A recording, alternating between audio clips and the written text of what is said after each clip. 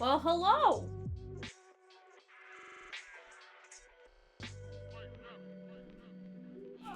Hi, chat. I never opened you guys on my phone. Hello. I saw what Minecraft said. I mean, it may be grab and go, but it's still good. Hi, chat. Hold on. I'll get closer. Don't turn me up. Hi, chat. Hello. I can't even see you guys. Hold on. Hold on, chat. Oh, I have a pending charge. Hold on. Hold on, chat. Hold on, chat. My FICO score decreased. Why? You know what? Don't care. Hold on, chat. Hold on. Hold on. Hi, chat.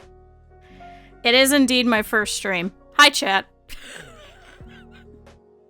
I've made it.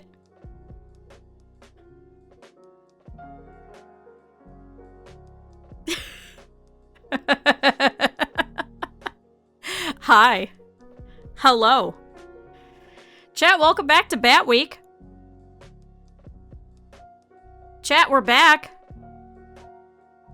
Chat, if you didn't see, we've been making bats all week because why? Today is International Bat Day. The blood bat does indeed return. Chat, today's the last day of bats, which I'm excited for. Not because of anything for you guys, but I want my office back. I realized that this morning, and I was talking about this with the lovely Critter last night, and I was like, I just want to clean my office. And he's like, it was either going to be one or two things that you were going to say. It was either going to be that you wanted to clean your office, or that you wanted to have everything put away. And I was like, no, I want to clean my office. So chat, today we are indeed making Fat Bat. So you may be wondering, what have we been doing? Chat, back on Monday, we made medium blueberry bat. I'd also like to point out today's nice and sunny, so I shouldn't have to turn on the light, but we made medium blueberry bat. Look at this guy. Look. Also, chat, some of my nail polish is starting to chip, so if it disappears, I'm sorry. But this is medium blueberry bat. Then we have large chocolate-covered cherry bat. We made this one on Tuesday.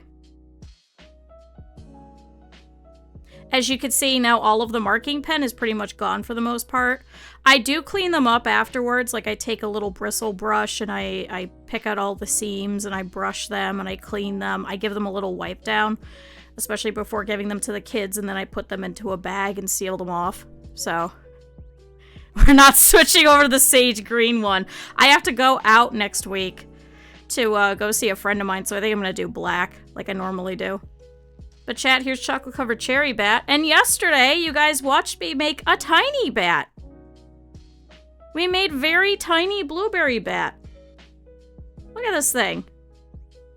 This is a very, very tiny bat. The entire size of this guy is pretty much the wingspan, one half of the wingspan on this side.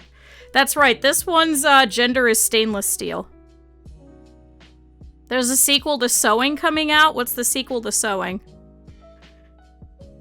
Oh no, I need the sequel to Sewing. There is a Toy Maker game that's supposed to be coming out. I have it on my wish list. Sewing 2? What am I gonna do? I have all of these products from Sewing 1. I have all of the feet. I have all of the stuff. Now I'm gonna have to get rid of everything. It's like a second edition. If it's just more strings and needles, I don't know if I could do that. I wonder if I could reuse the strings from Sewing 1. Realistic decapitations. Listen, he was only a little decapitated, okay? Little blueberry bat. I did finish him last night. I was getting very tired yesterday. And chat, I accidentally ended up taking a nap at 4:30 and woke up at 7. So if I'm a little loopy, it's because I was up at about 6 this morning. So oops. But chat, here's a bat. So tiny blueberry bat is done. Medium-sized blueberry bat is done. And large chocolate cherry bat is done. I probably should have done them all in blueberry. That probably would have been funnier. But I was expecting to make a different one instead of a blueberry bat, but... featuring Dante. Yeah, like in, you know, Dante from Devil May Cry from Cursed Halo. Yeah. I'm sorry, that's probably gonna piss off some people. So you may be wondering, what are we doing today? Well, chat. We are doing a different pattern. We are making a fat bat. I'm thinking of Goku. Weren't they on a team together? Yeah, it was Goku from Cursed Halo, right? Right? He was paired up with Dante from Devil May Cry from Cursed Halo. That's his entire name, is Dante from Devil May Cry.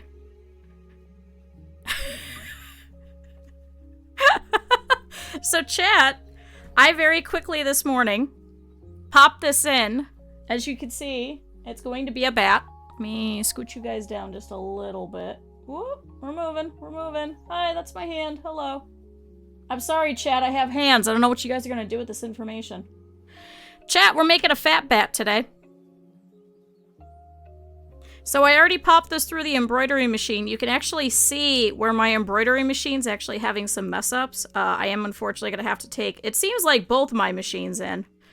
I had sat down, I was starting to get ready for stream, and I heard some very scary noises, and I walked over, and embroidery machines could smell fear.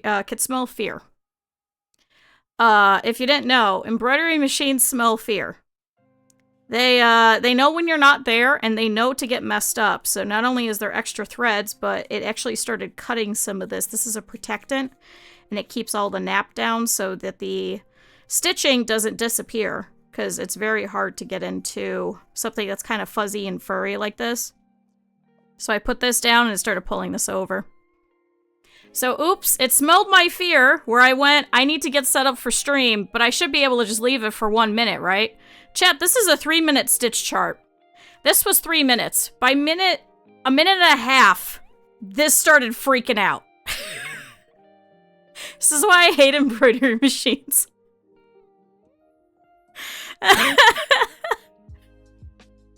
So, god damn it.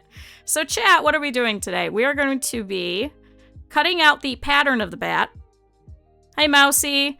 Mousy, today you're Mudkip, and Mudkip is you, by the way.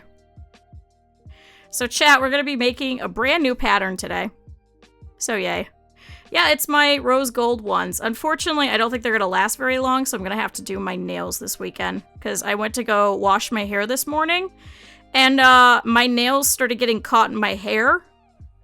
So I'm like, crap, that means we got to, we gotta redo my nails. So, oops. You may also notice I'm wearing orange today. Why is that? Because the bat is completely black. So, chat...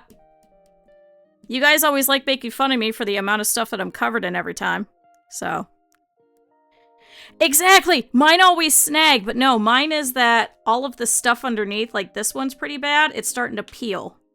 So when it peels, my hair gets caught underneath. See, it's actually coming up.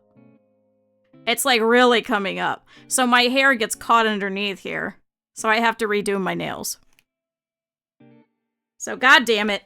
But chat... Yeah, at the base of the nail. I always put my top coat all the way down, but it'll still peel, because that's just what it does.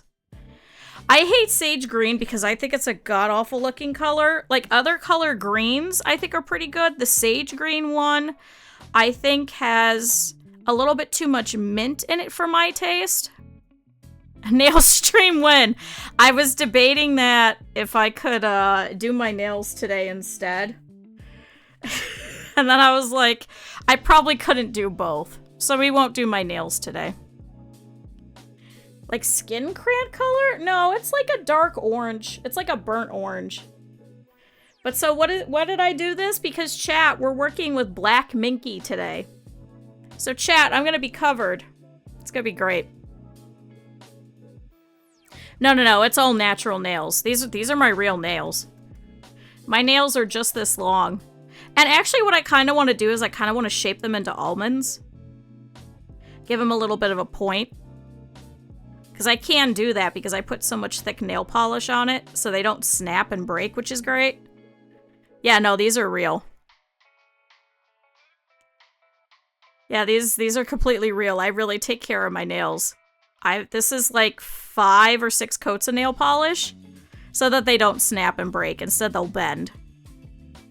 I do have a couple of them that are starting to split, so I do have to be careful. I may have to file them down to that split at some point, but yeah, no, my nails are always real. Sorry, chat, we keep doing this. We always talk about my nails. We gotta stop talking about my nails. I'm not gonna make children bleed. I'm gonna make myself bleed. Oh my god, the cat loves it when I do it, though. The cat is my, the cat's my favorite. And I'm every cat's favorite because I go and I see every cat and they're just like, ah, yes.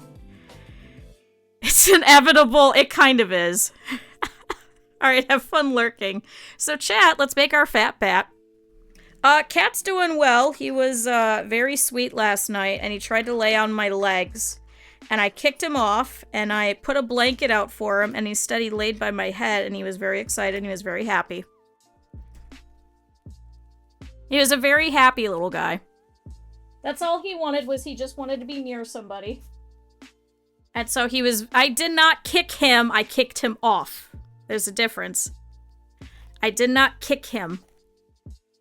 He likes laying in my lap, even if I'm on my back. Or if I'm on my front. A gay coupon for a back scratch. I have been told I give really good back scratches, but yeah, every cat loves me because they love my nails. You guys could ask Mousy. Susie was very attached to me because I give really good scritches. This is the longest nails they'd seen. I could grow mine pretty long. My only problem is that it's really hard for me to cook. Like, I can make these longer, but I typically try to keep them here. Oh, the strongest? Yeah, no, mine are not strong. Mine are strong from the amount of nail polish that I put on them. So that instead of snapping, instead they bend. It's more painful, but it's less painful than having it split into your nail bed and bleed. In my opinion. Everyone's different. But for me personally, I'd rather not have my nail bed exposed. Because I've had that problem with several of my toes. And I think that's more painful, especially when you whack it against things. But yeah, I always wear nail polish. I don't do dishes without nail polish. I don't shower without nail polish.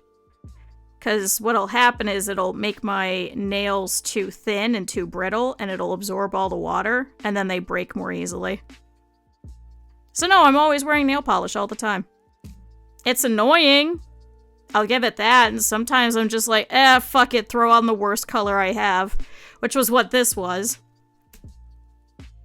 But hey, it helps. I wasn't going anywhere for 2 weeks, so I didn't care. So chat... Fat Bat, if you don't see the pinned message, you should be able to do exclamation point pattern. Today we're doing a different one, because we've done 3 of the other ones, so we're going to do something different. So chat, I got to find that pattern.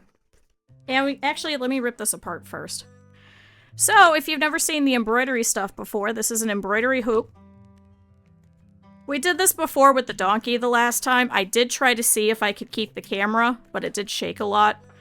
But, you put everything in the hoop, and then you throw it into the machine. It does its stitch chart, and it makes your face for you. Hold on, I gotta close this up. There we go.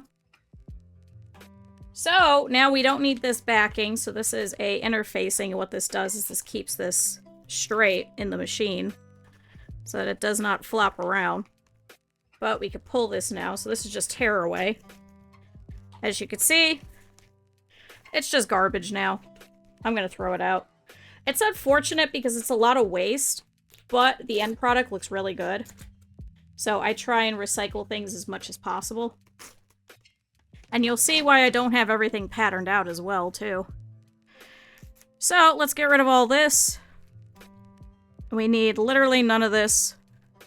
This is all garbage. Ow. This is what I also use my nails for. They're like utility for me. That's why they have to be so strong. Alright, this is extra. So if you're doing words or stuff like that, you know, on a shirt or anything like that, you don't have to get rid of this. Most of that stabilizer is actually meant to be cut away and left on. But for this, because it's a soft plush, we don't actually want that. Alright, that should be all of it. And thankfully I have my garbage bag right here.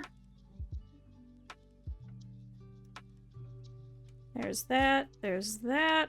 Come here. And now usually I'll keep this stabilizer at the top, but as you can see it's ripping in certain parts, so I'm just going to get rid of it. I have plenty of scrap already. Because I do have some, like the tiny dragons that I make, where I only need like a tiny square like this big. So I'll keep that, but because this is ripping too much, I don't want to keep it.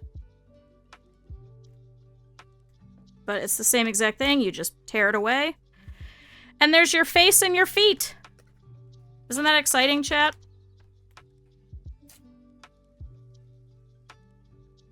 So now I'm going to take, these are embroidery scissors. They have a little bit of a thinner point at the very end. We're just going to trim all this. We don't need any of these extra stray threads. So I'm going to try and get as close as possible without cutting the nap. Do the same thing over here. Have fun lurking. Never feel like you have to chat. Never. Ever, ever. Ever in a million years. I am always a big proponent of do what you need to. Also, I think some of my stitching moved. Or is that just an extra thread? No, that's an extra thread. Never mind. Sorry, I'm trying to physically see it, because unfortunately there's a tiny face, as you can see. So there's little tiny white teeth, and there's a little black mouth. I probably should have done it in gray, so now unfortunately I have a black thread on black. There's a little bit of a white thread here from the tooth. So we could trim that. Normally, if I'm stitching this out, I'll actually stop it and I'll actually trim the threads then, because it's a little easier to do then when this is actually being stitched. But because I was on a time crunch at 9:45 this morning, so I just let it go. All right, now that's all cleaned up, so let's clean up here. Why are my scissors dulling? Do I need a new pair of scissors, or maybe I need to sharpen them? I don't know if I have a sharpener, so I may have to look into getting one. And now, unfortunately, the craft store is going out of business, so... Oops. Yeah, no, I can't trim this. Why is this so dull? Did somebody borrow my scissors?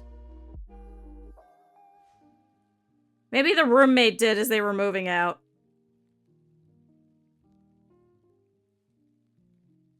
Or honestly, it was probably me. So there we go, chat. Look at that. So this is going to be a black bat. Here, we'll go with the nap all the way down. This is going to be a little black bat with little yellow eyes. And I'm going to do all of the supporting stuff in white, because I think that'll look really sharp. So chat, why is it that we did this? Because I need to grab the pattern. Hold on. There's several patterns in here. Hold on, chat.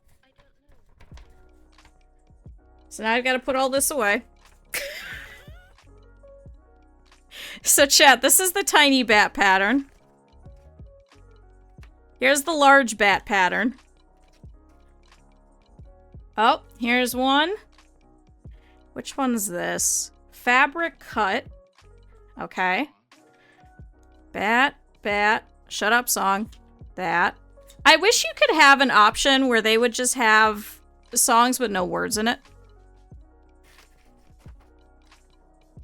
There's a belly. There's a wing. There's a wing. There's that. That. That. That. That. That. Aha. Ear. That goes to you. Another ear. That goes to you.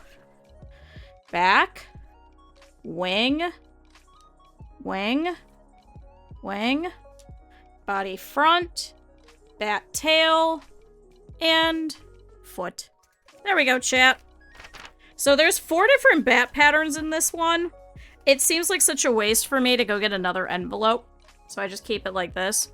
So chat, this is what we're making today. So here's the body front, as you can see. So that goes here. So we're going to go ahead and we are going to use this as our main fabric. So as you can see, there's ears, there's wings, there's all sorts of stuff. We're going to use as much of this extra fabric as we possibly can, which I think we should be able to get the bottom out of. But we could definitely get the tail out of it. And we've already got the little feet here. So that goes this way. See, chat? That's why we do it like that. But we got to get 2 pieces of the body back out of this. I don't think we can, so I may have to go grab more. But then we have ears, and then we have wings. I think I'm going to do these out of the supporting color, which is going to be white. So I think we'll do that. What do we think, chat? Look good? So let's go ahead and start marking.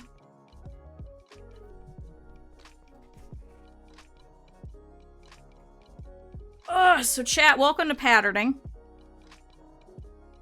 Oh, chat, I found a website today that's like a Japanese quilt store, and I kind of want to do it.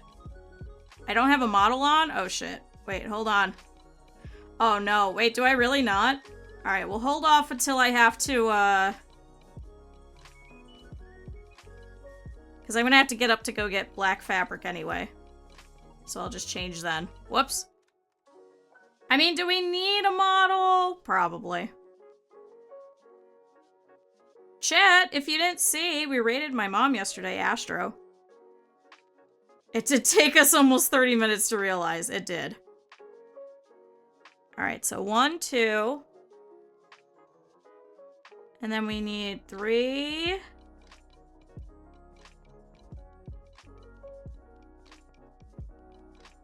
Okay. And 4. Chat, I hope I was hanging around in chat. I saw you guys were all being nice. I'm excited. So there you go, chat. There's your sneak peek of my model in progress.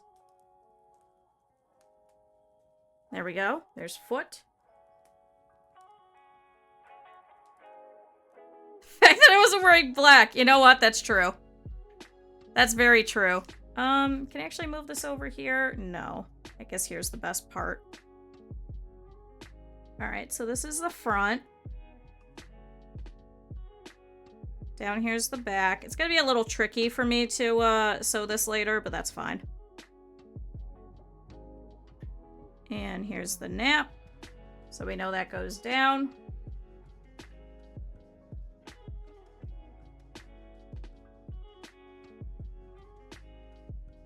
So now there is some extra fabric, so what I'll usually do is I'll actually keep this in a box of scraps, and when I make those very, very tiny bats, those are actually always usually made out of scrap that I have. The blueberry bat was the only one that wasn't.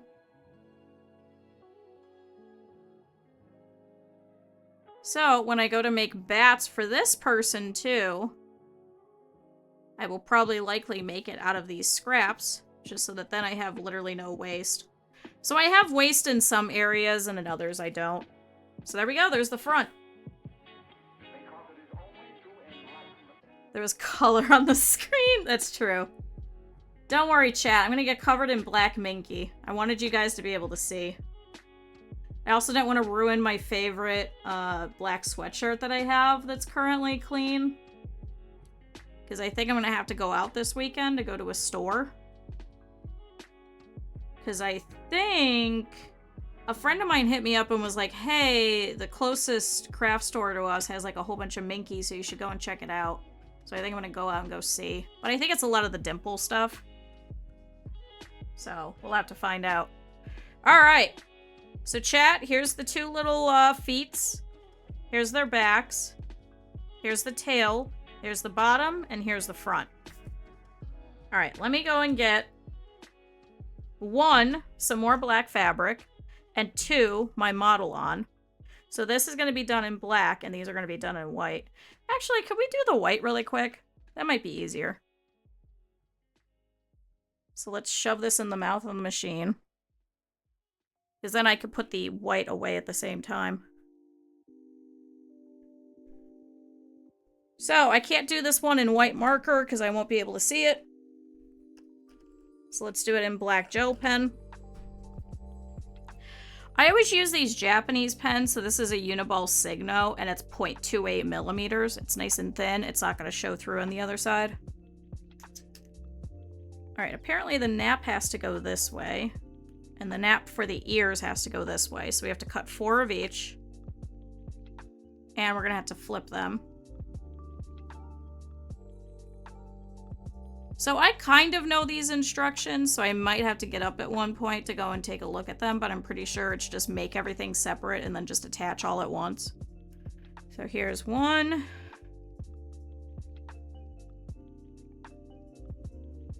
And here's 2.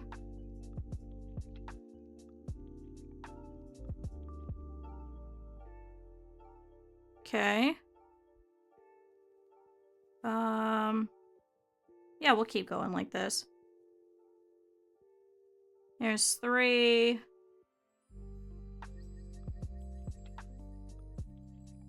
I'm also gonna do this because I know I always get these mixed up. And here is 4. Should probably put an arrow on there too. Oh. Because, like, it's a very gentle triangle. Like, there's a little bit of a curve here, but it's really hard for you once it's cut out to know which way is which. All right, so there's 4. And let's go ahead and do our wings. So we need 4 of these as well. This is also some very junky white that I've had for a while, so I'm trying to get rid of it. It's some scrap. There's some better ones that I still have that are much thicker and nicer. But I'm trying to get rid of some of my crummy fabric as much as possible. It's still nice. This way. Here's a flip. But I had originally made these for some pillows, so I had some extra. Because I made some nice fur pillows. Which was kind of nice. They did their due diligence until they fell apart.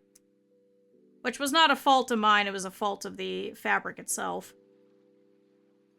I'm not giving the children the shitty crummy fabric. This one's actually going to a friend of mine, actually. Chat, you can't know this friend. But no, I use a mixture of, like, the crummy fabrics and the nice fabrics on the stuff that you won't know. Like, you're not going to go up to the ears and the wings and, like, really feel around for it. But the main part of the body, you're absolutely going to feel around for, so I make sure that's the really nice stuff. Alright, and then that goes like that. That.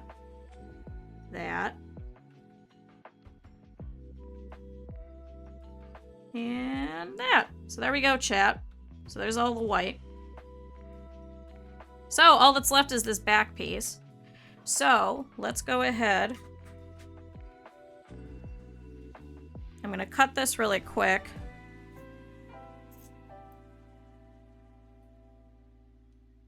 I don't even care that that looks god-awful. There we go. See, it's still nice. It's still fuzzy. It's just a little thinner than the other stuff, which I don't like. So if I was to put these together, you would definitely be able to tell, but because it's 2 separate pieces, then it's fine. Alright, so that's done. Alright, chat. Now I can put this away. And I can go grab that black fabric. Because I thought there was going to be more, but apparently there wasn't.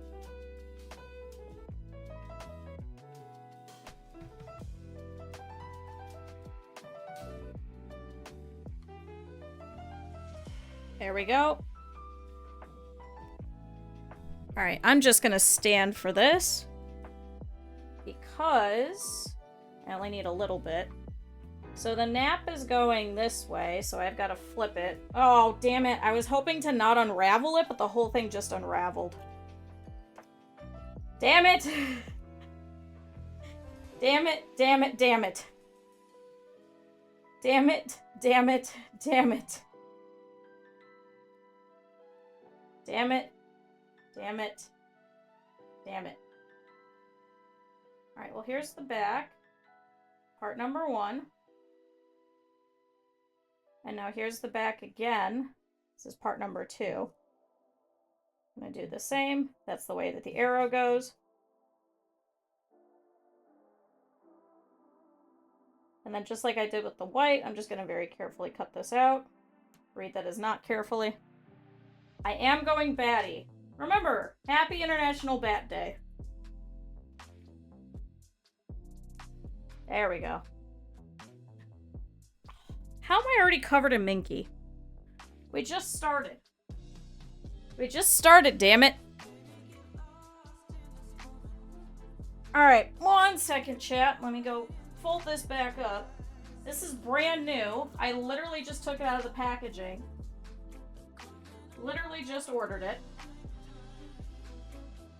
Now I have to refold it. I don't know if I'm going to get it back into the packaging, honestly. I probably will not.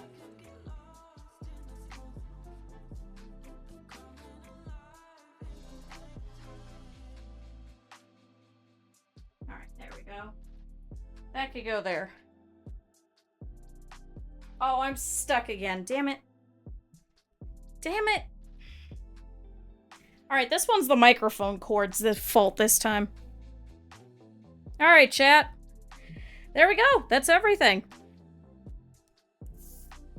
So, especially when I'm doing embroidery and stuff like that for like faces and things like that, I will not cut out anything else until I use up as much of that fabric as possible. There are some people that refuse to use it because in order to attach that backing that holds it steady, sometimes you actually have to put what's called a basting spray, and it's a little gluey. And some people say it ruins their machine. I haven't noticed a difference. Sometimes my needle will get stuck, but if I notice that happening a lot, then I just change out the needle. I'd rather not waste a whole bunch of fabric, especially with how expensive it is. Alright, now we can put away all these pattern pieces. So chat, Bat! I do also have some additional fabric over here. Actually, I should probably use that for the other stuff. And that's because, remember how we had to put those pellets in for the bottoms of the batch? You're technically supposed to put these in the bottom here as well. But what I do is I actually just take scrap fabric and I just kind of sew around. Because it's just a pellet pouch is what it is.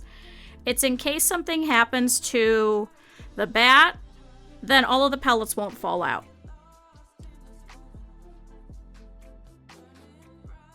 So I just use extra fabric for that. That's actually previously from the monkey quilt that I had to make.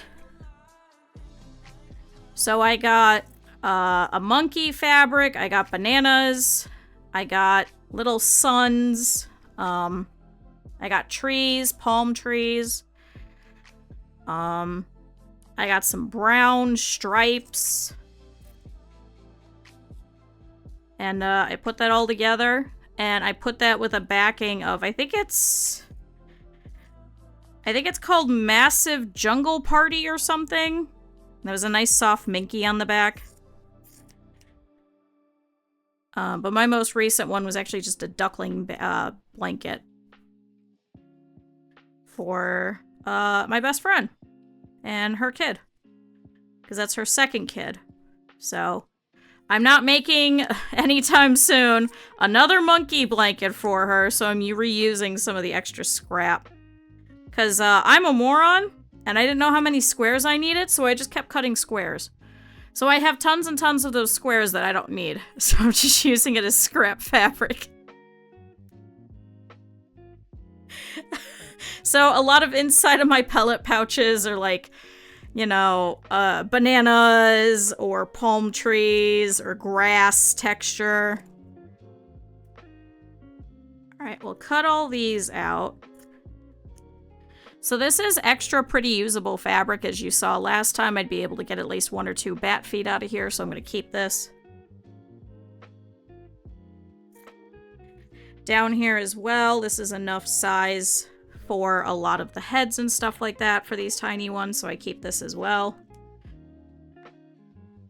I used to sell a lot of my scrappy bats, and people really liked them because they're a little bit more unique because I'll just throw random colors together. So nobody matches. If you guys go over to my old portfolio website, you'll actually see a couple of pictures of them.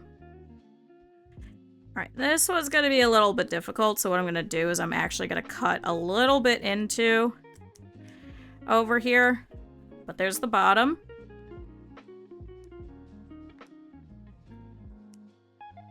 Here's the tail.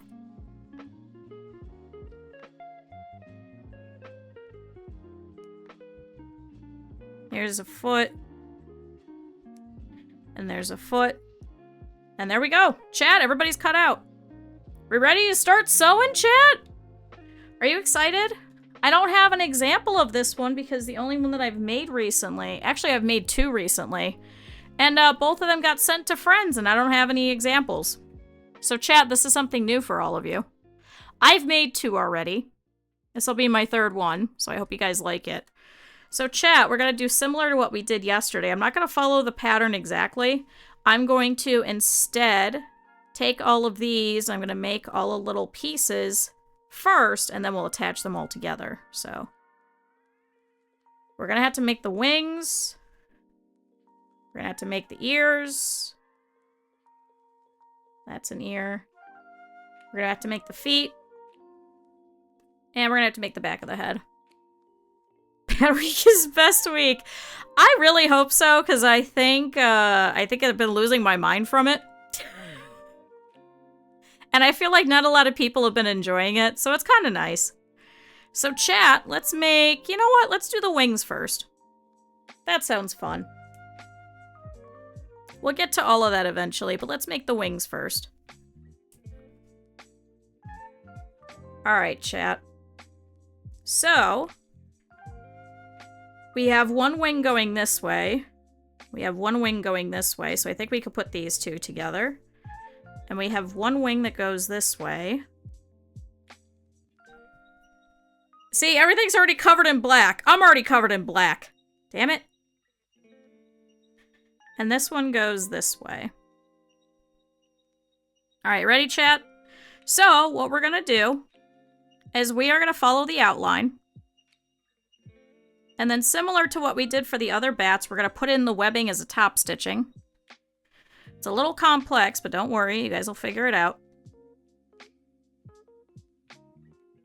I'll explain all of it. Alright, chat, ready to sew? Let's get these bat wings made. So we're going to follow this entire outside pattern over here first, and then we're going to pop it back in. I'm going to take a water-soluble marker, and I'm going to draw on the bat wing pattern. So we'll do that at the same time so that they're both going to match, hopefully. Hopefully. We'll see. I didn't actually set up my machine properly. Chat, set up your machine properly. Oh my god, come here. Really? Where's my... Uh-oh. Chat, I thought I brought them back. What'd I do with them? Oh my god, they're back on the other desk. You know what? Alright, we're gonna hope for the best. I left my hemostats over there. Let's hope we don't need them, otherwise I gotta get back up. Alright. Chat, let's do this first. So let's put in the first wing. I did move my little cart, though, that I had the laptop on. So I feel a little bit less claustrophobic today.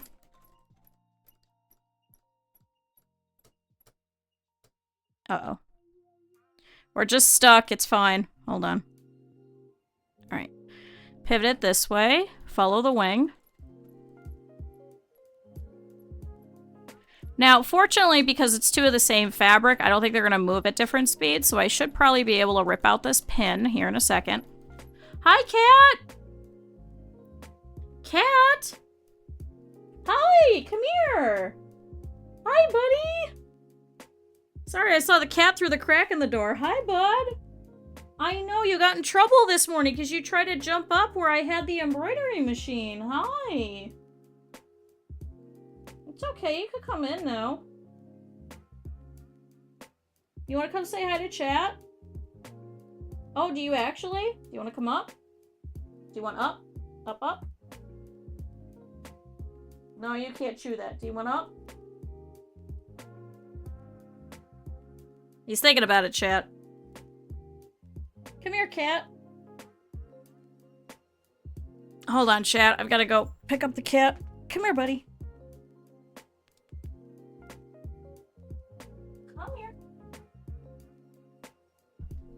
Ah, there you go. Butt first. Hey, buddy. Hey, is this what you wanted? Do you want to say hi? Yeah? There you go. Oh, bye, cat. No, I'm not as exciting as the window. You could go over. It's okay. Stuff is moved. There you go. He's upset. What? Well, come here. Here, I'll move that. Come here. Come here, kit. No? Are you leaving? Are you leaving? Are you done? Chad, I can't tell if the cat wants to leave or stay. In true cat fashion. So I guess I have to give the cat some scritches. I know, my nails are really long. Aren't you excited? We were just talking about them. I know this is your favorite. He gets face scritches. He really likes around the muzzle and the cheek. Are you purring? Buddy, it was just a scritchy. You're fine. Are you done? Are you being a cat? Are you being nonchalant? What's up, buddy? Oh, are you gonna lay right there? Yeah? Are you gonna loaf? Are you gonna loaf? No, you want more attention? Chat, he just jumped up and stretched on me. So I'm sorry, chat. He wants more attention. I can't sew yet. The cat's here. The cat has very gently requested more attention, and I have to oblige. Is that better? Was that all you wanted? Are you done? Oh, Chatty rolled over. Hold on. What?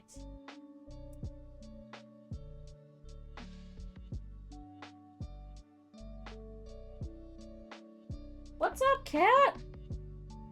What? I can't go with you. I have to sit here and I have to sew and I have to be entertaining. I cannot be entertaining when you are requesting attention.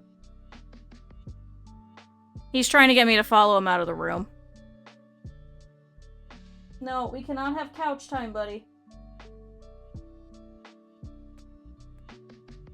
If you weren't so squirmy, you could sit in my lap. Oh my god, he keeps tapping me. Chat, this is a horrible thing that I have taught the cat.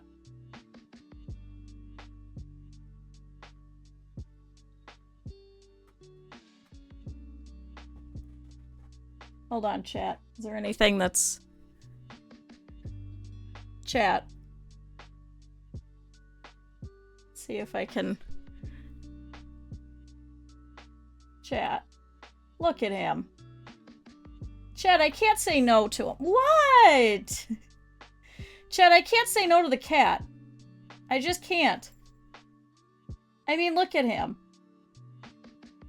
Look how good he is. Chat, he's such a good cat. Alright, now I gotta fix you guys.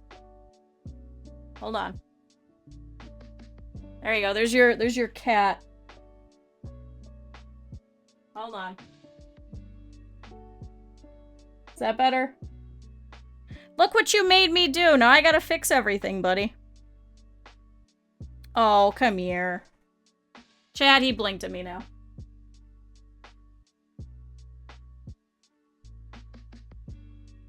Chad, I have to pet the cat. I can't not pet the cat. I think that's illegal.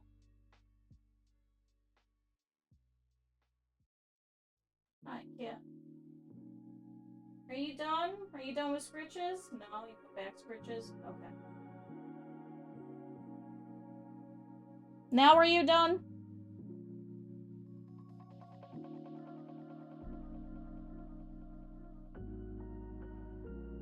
Alright, he's gone to investigate. I think we're good, chat. Alright, let me see if I can fix this.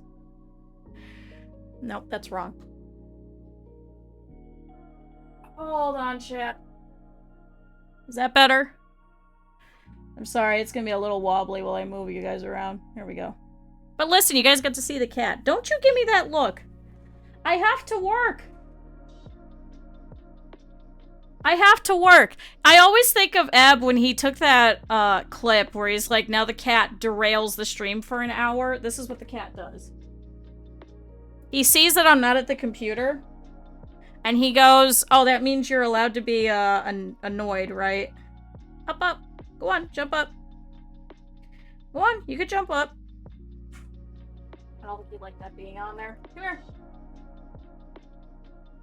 Up, up. Up, up. No, he wants an ear scritch. Buddy, I have to finish. I can't sit here and pet you all day. I know, it's a travesty. I'm so sorry. I know, I don't reside here only for you. You may think so, but I reside here for other things, too. Up, up. Up, up. Jump up. There you go. Alright, chat. Now he's excited because he's in the window. He should leave me alone now. There's some squirrels living in the garage. I just saw them going under there, so I think he sits there and he monitors to see where they are. So he could potentially run through here, so I'm sorry if he does. But chat, let's get back to work. Sorry for the cat break. What, are you coming over? Come here. What, you think you could come over here? No? Are you happy there? Alright, chat, he's happily there. Alright, back to work. Now that the cat is no longer a distraction, we can go back to making this wing. Chad, he's a very good little guy. I will always stop whatever I'm doing to say hi to him.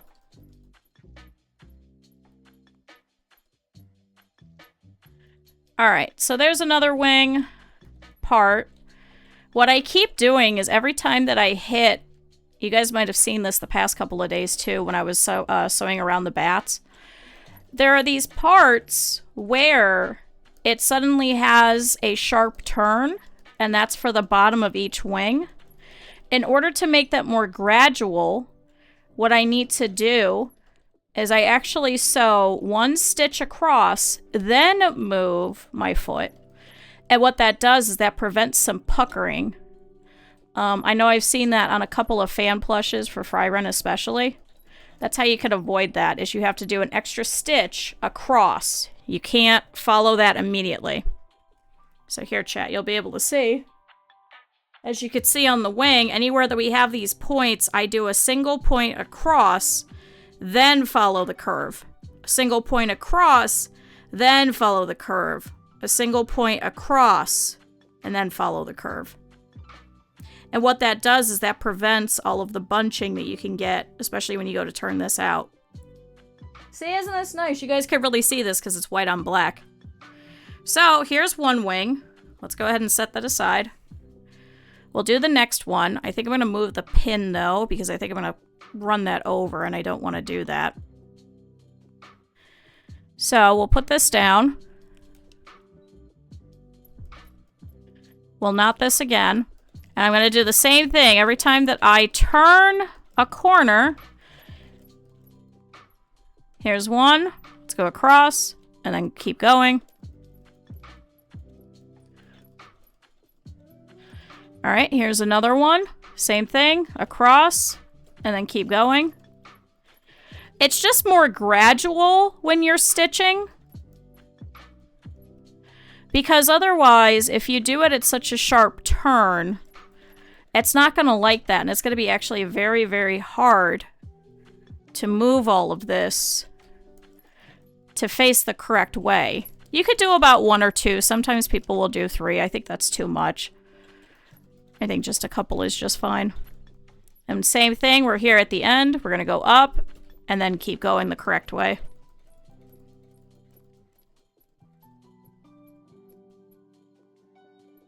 Oh, the cat is watching the birds. We did indeed fill the bird seed yesterday. So you may hear him attack the window. That's because I actually have a bat hanger in my window. So sometimes he jumps up and he hits that. Because he's trying to attack the bird. And there we go, chat. Wing number 2. I kind of missed a little bit, but I think it's fine. I missed a little, but that's okay. So now we could probably do this tiny little tail. It's just a little tiny baby one. So we'll just do this really quick, but I'm going to do the same thing at the end of the point where I'm going to go across. We'll go ahead and knot this up here. Go all the way down. And I'm going to reach this tip. Go across. And then continue the correct way. And then we'll knot the end again. This one's a fairly easy one. It's a fairly simple pattern, but it's super cute. All right, knotted. There's our tail together. So now let's do the ears. I'm going to try and pick the biggest ones to go with the smallest ones. So that should go like that. Actually, I think these are bigger. Let me see if I can do this instead. Okay. Which means that this one goes here. All right. All right, chat. Let's go ahead and sew these guys together. So same thing. We're going to sew here and here. And we're going to go across up here at this tip. See, isn't this easy? And then we just have feet after this. And then I'll have to sew the back together. I'll show you how to do the back once we get there, but let's set aside these feet because that's next. So, ears. So chat, you may be wondering who this is for. It's a secret because you guys will go and run and tell that person. And then it'll no longer be a secret. But I do want to do this for a couple of my friends. I know that there's one in particular that I bought a pattern for a couple of years ago. And I said, I'm going to make this pattern for this person. Haven't had the time to. All right, 2 across. Shut up, machine. And then we're going to follow this curve all the way down. Because I have the perfect idea of what to do for them. Because they do have some accoutrement kind of jewelry types of things. And I think I do have some gold stuff that I could probably use. I think their stuff is gold. It might be silver. Either which way, I've got both. All right, chat. Next ear.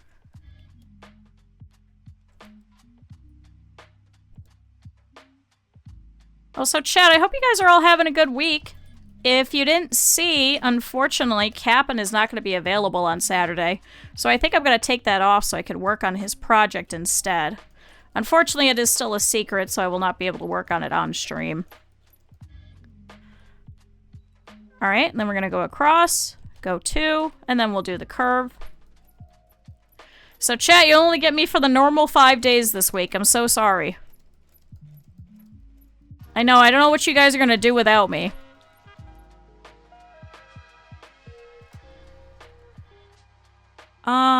I actually need to go a little farther down on this piece. I missed. Hold on, chat. I was too worried and I didn't want to hit the edge and I ended up not going far enough.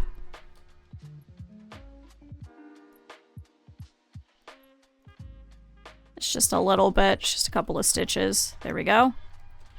I'll run over the previous stitching a little bit just so that I can make sure that I hit it, but there we go. Next are the feet. The feet's gonna be rough because we're doing black on white, but... So this goes this way. Alright. And this one goes this way. Now this one I'm actually going to follow the design on this side. One, because I want this to end up in the middle. Because we have that embroidery from previous. It's just a little paw pad that's on the bottom of the foot. So I want to make sure that that is lined up, not the other one. So I'm going to sew on both of these sides. As you can see, chat, this is a fairly simple pattern. Like, I'd say we're already almost 25% of the way through. In barely an hour. Alright, so we'll knot this. Fortunately, this one, though, is just a curve all the way around, so I don't have to do any irregular angles or anything like that. Is that going, or is it stuck? I think it was stuck. There we go. Now it's going. And I'm just trying to rotate this as much as possible instead of picking up my foot because it is such a circle. And if I do pick up my foot, I have to try and match it on the other side. I did it again where I didn't go far enough. Hold on. It's very hard for me to see from afar because otherwise I'm going to cover up what I'm sewing. Alright, that's a little better. And once again, it is white on black, as you can see, so it's a little rough. But chat, here's a tiny little foot. So we'll set this aside. Let's do the other one.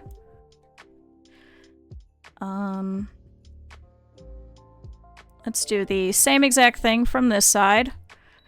So let's knot this.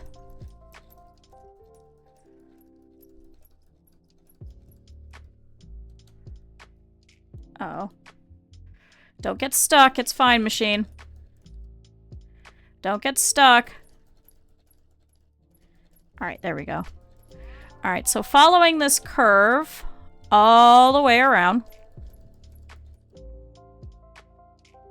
And I'm gonna do the same thing on the other side.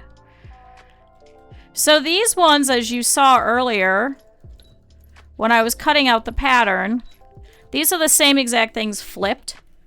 So that's why I want them to kind of match each other as best as possible. Oh, bye, cat. I hope outside time was fun. So that's all set. Now, what do we need to do is we need to... I think if I remember right, the pattern...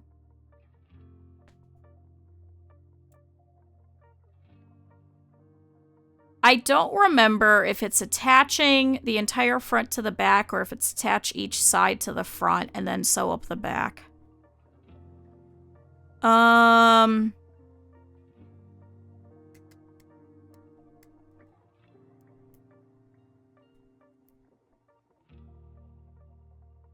Chat, let me get up for a second and go check. Because I don't want to do this completely wrong. I could do it either way, and I think it'll get the same effect, but I think if you do the sides, I think it's easier. So I want to see what is recommended. Hold on, shit. Oh, I knocked over my garbage bag.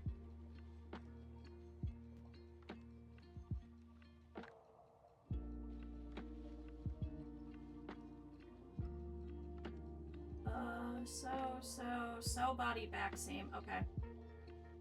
Alright, chat, I was right. Hold on, while I'm up, I realized...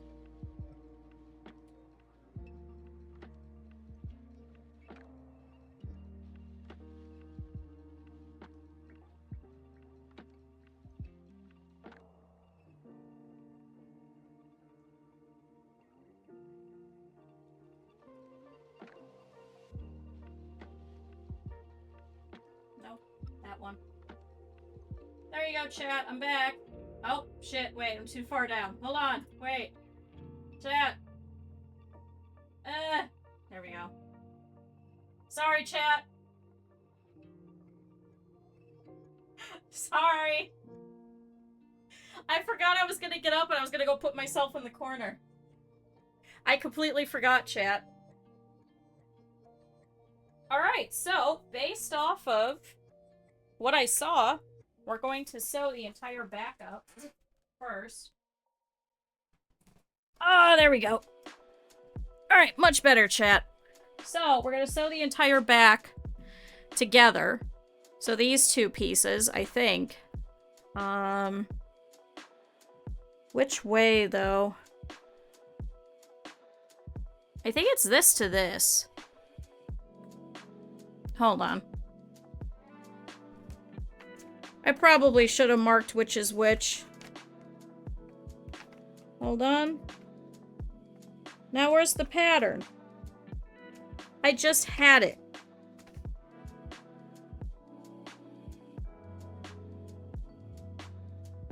Got it. It does not say, actually. I think it's this way. I think these two attach. So here's what we're gonna do. As I throw my pattern.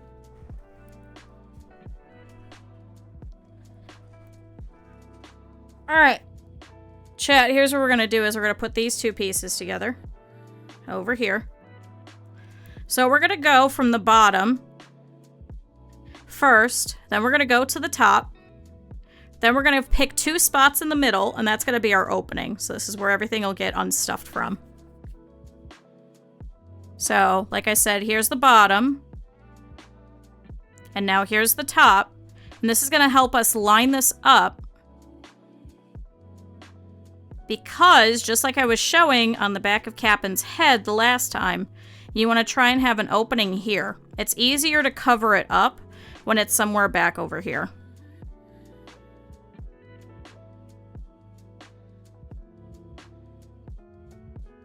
So we're going to add a pin here, and we're going to add a pin here.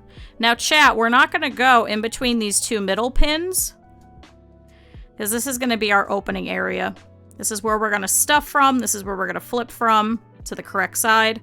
So we're just going to sew here, and we're just going to sew here. We're going to ignore here. So let's go ahead and do that really quick, and then we can work on the front. See, isn't this nice and easy, chat? Chat, you too can make a bat. Chat, I like all of these patterns because I do want to encourage you guys that if you would like bats, you can very much so sit down and make a bat. So I'm going to skip the rest of this. I'm going to go here.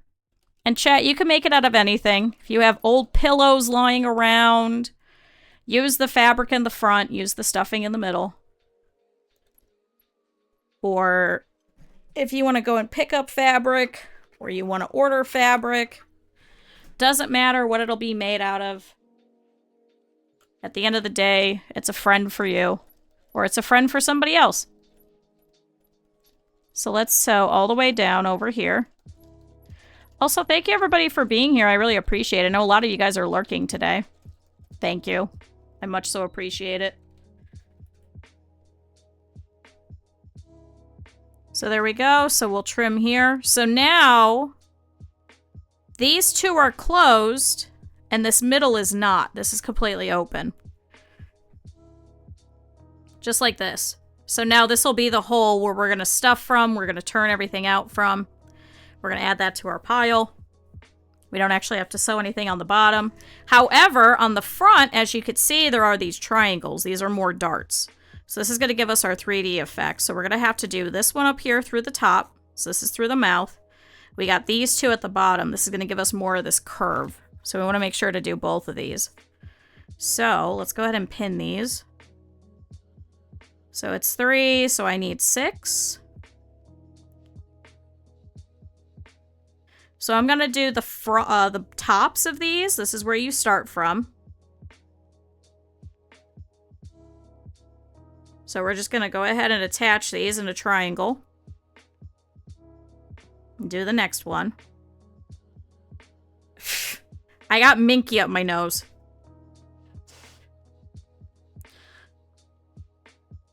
And then here's the bottom. So I don't really need to do the bottom. What I do for this is this shows me where it is that I need to stop sewing. Because as you can see, it's kind of difficult to see. So you're going to try and do this as gradually as possible and have this disappear.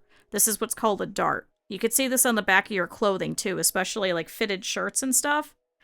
So if you ever make yourself a shirt, the best way to make it look better is to add some darts in the back, just directly underneath the shoulder blades on either side of the seam. I'm hooked on Minky, I am. It's like Hooked on Phonics, but with less of the DARE program. Alright, so here's the bottom. Also, hi Luna. We'll do the tops here as well. I'm just gonna get all three of these at the same time.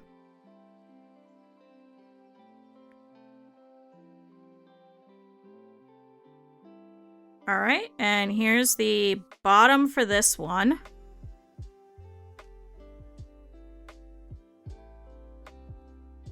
Alright, chat, so we're gonna sew here, we're gonna sew here, and we're gonna sew here, so let's do all three of these.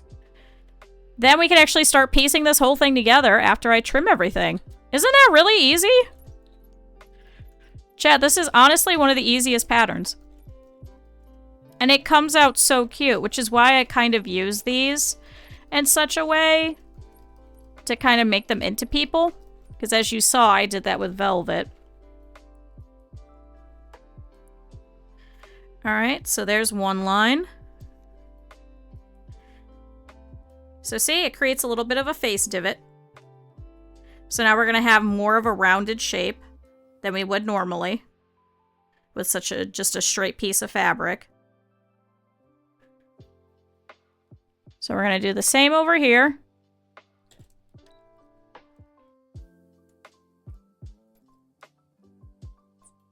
We're going to gradually go up. Then we're going to knot it. That's number 2. So that's all done. And chat, here's number 3.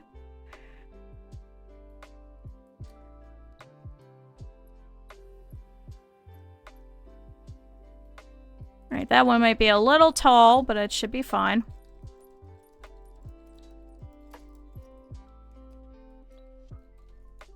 Oh.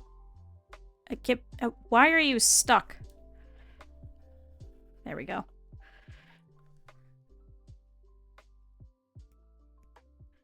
That's done. And that's done. And there we go, chat. So see, now we've actually got a little bit more body to it. It's starting to want to naturally curl. And this is going to give us more of the bulbous fat shape that we're looking for. That's why this is a pudgy bat. All right, let's get cleaning up. While I pick Minky out of my nose. It sounds like a drug. You know what? If I get Schedule 1, chat, I will, we'll name a drug Minky. How about that? I was thinking about if we do Schedule 1 that I name people in chat the drugs, but I don't know if that would be against, like, TOS or anything. I will always teach you guys about bats.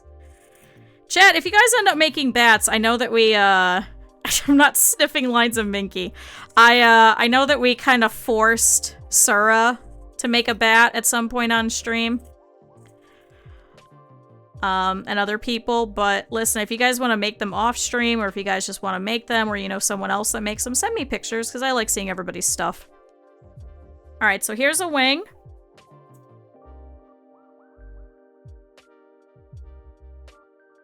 Here's the back of the head. We're going to trim this down. And clean this up. Of all these stray threads, because I kind of ignored all of them.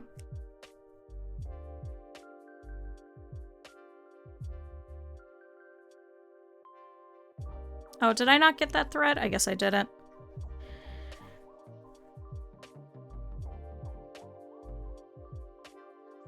See, as you can see, a lot of the stuff that I do creates a lot of waste, so wherever I can to try and counteract the waste that I'm creating, whether that be making little scrappy bats or something else, I try and do that as much as possible.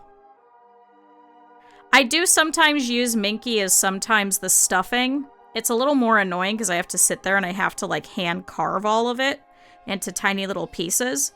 And I don't do that frequently because it does bunch up weirdly. But there we go. There's a foot.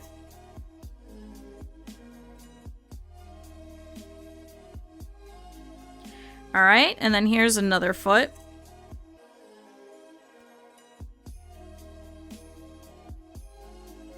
Chat, I switched to the YouTube chill hop, so maybe it won't get destroyed today. Chat, today's the last day of chill hop. Are you all excited? I'm excited. Here's another foot.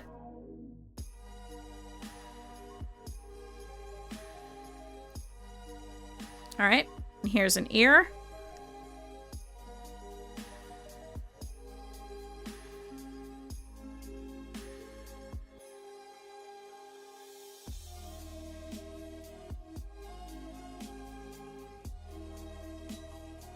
I'm free to put on Angst Hop. What the hell is Angst Hop?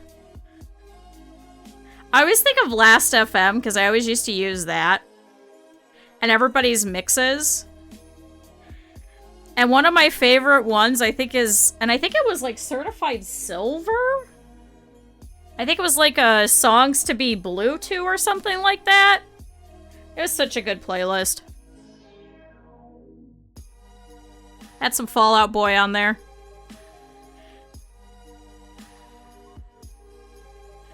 Chat, one of my favorites is alternative songs.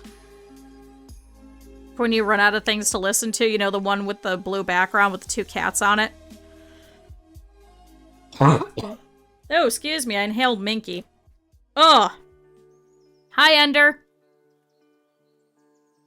Ugh. That was a mess. Alright, there's an ear. Ender, we're making a fat bat today, finally.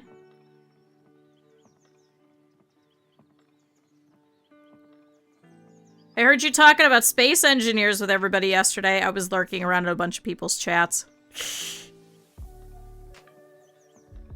Alright, now we could trim the tail. I'm gonna really trim up here. So this is up at the tip, so as you saw, it's very hard to kind of, turn these inside out. So any... I just dropped it. God damn it!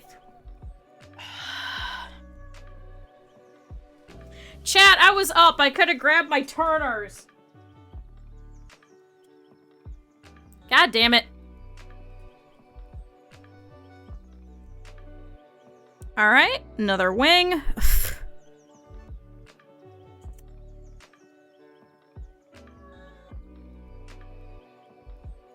Alright, we'll go around here very carefully. Before I could put in the wings, though, I do need to put all the top stitching on, so I think we'll do that next after I turn these out. I might be able to without the hemostats, but we'll see. I might have to get up for them.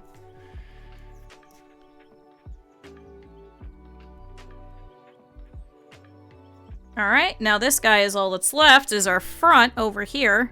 I am going to trim some of these back seams, too. Because as you can see, there's some extra threads and stuff. And I don't want that.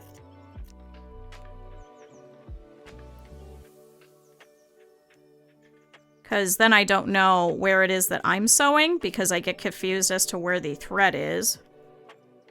Especially with black on black. It's a little hard for me to see. There are some people that will actually go through and they will actually replace the bulb on their machine. I haven't figured out how to do that. And instead get rid of the LED one. Get a different one so you can see a little better. Because the standard issue ones are not great.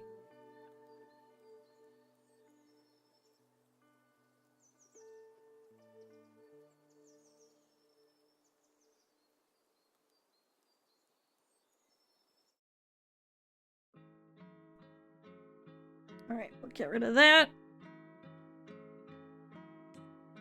And trim this guy down. And now let's trim these little ones down. It just reduces the bulk for no other purposes, really. You could just leave it, but my machine doesn't like a lot of bulk. So we'll trim that. And there we go. Chat, everybody's all ready to be sewn together.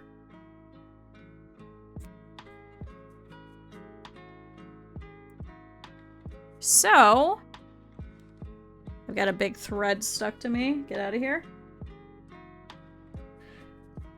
Alright, chat. Things we gotta do first is we've gotta attach everything here to the front. So, let's see about doing that first. So here we have ears. I'm gonna very carefully turn these inside out. Or right side out, I suppose. Inside out from what I sewed. Hold on, I have another turning tool. Where is it? It's a little stick. Where's my stick? Because I could use that. Where is it? I never use it. Is this all pens? This is all pens. Chat, where is it? Oh, it's over here.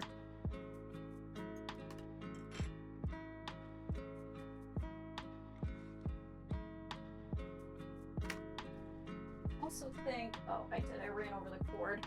Chat, do you still have me? Okay. I ran over the cord, but it seems like we're alright. Yeah, we're fine. Alright, chat. So this is another turning tool. So instead of the hemostat, you could use this. So as you can see, it's just a turning tool. It says it. You can kind of see it. So it's literally just a metal stick with a ball at the end of it.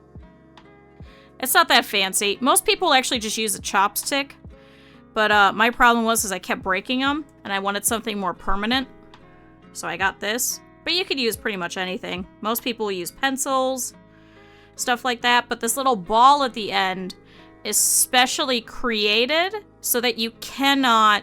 Like, it's perfectly sized for a standard stitch so that you cannot put it through your project. My problem was that every time I used a pencil, I went through my stitching. And I busted through it. Alright, here's an ear. We need the tail, which is going to get attached at the very end. So I'm actually going to put this on the back side, I think, because it's a little easier to deal with. Sometimes people actually just, like, stitch it on afterwards, but I like putting it into seams as much as possible. So here's the tail. It's very tiny. Here's a foot. Let's see if I can... Oh. Oh. Alright. We're just gonna very carefully poke it. Chat, foot! Teeny tiny foot. So if you wanted to, if you were good at making stitch charts, those very annoying feet that I made yesterday, you could potentially put them through the embroidery machine. And just make tons and tons of tiny bat feet. But I'm not good at that, chat. You need to be very good at using Inkscape or Sophie Sew, I think are the two. But I'm not very good at vectoring and counting out stitch charts and things like that. That's why I don't make my own. Alright, and then here's another tiny foot. So these feet are going to go like this. So they're going to go right here. So that's actually partially why these lines are here, is so you know exactly how to line these up. So, let's put a pin here. Don't go through my finger. There we go. So here's one. And here's two.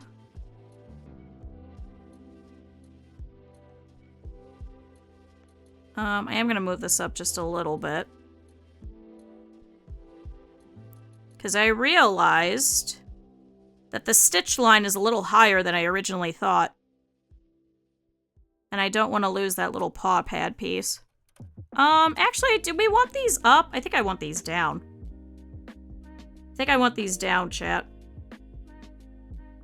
Hold on, I answered my own question. I think I want the paw pads to be on the bottom. Okay. Come on. There we go. Yeah, let me flip this. So see, now these little circles are going to be on the bottom when he's flipped over. So I'm doing this backwards. So we got to flip this over. See? Isn't that cute? I do like the black and the gold. I do really enjoy black and gold. I do have a black nail polish that I put on, and I do have like a gold flake that I'll put on top. It's so pretty. I think it just looks so elegant. There we go, chat. And then we've got 2 ears. So these are going to go like this. So let's go ahead and place those.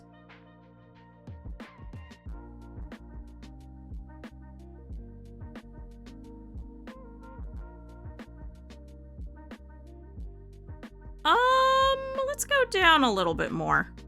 So there's actually a carrot here that got stitched. You could probably see it better this way. There's a tiny carrot here.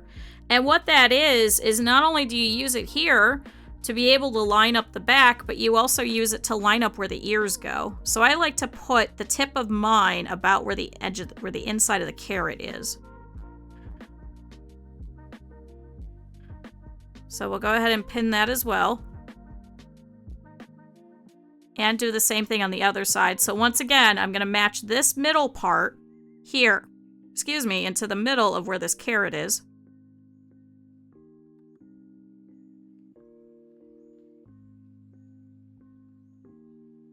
I may go up into the carrot because I kind of cut this a little close.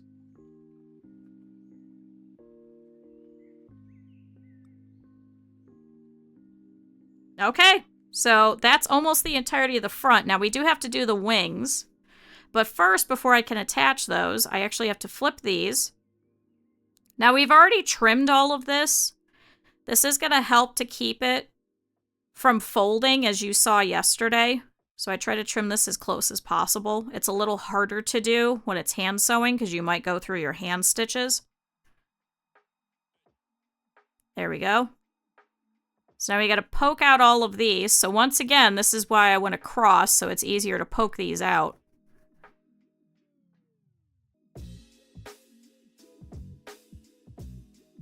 All right, we got to poke out this top bit. And there we go, there's a wing. They're very, very tiny. And I'll show you what we do after I get out this other one, because I do want these two to match. So, we need to do some top stitching similar to what we did for the past couple of days, but we're not doing it at the very end. We're actually going to do this first. This is going to make things a little bit easier because otherwise the entirety of the stuffed bat is going to be in the way. Because these are separate, what I can actually do is I can actually draw where it is that I'm going to be stitching. So, if I pull out the pattern piece, you'll see that there's a certain design that they want you to follow. But we're just going to go ahead and freehand it. Now everything is flipped. Everything is flipped, so I'm going to go ahead and put that away.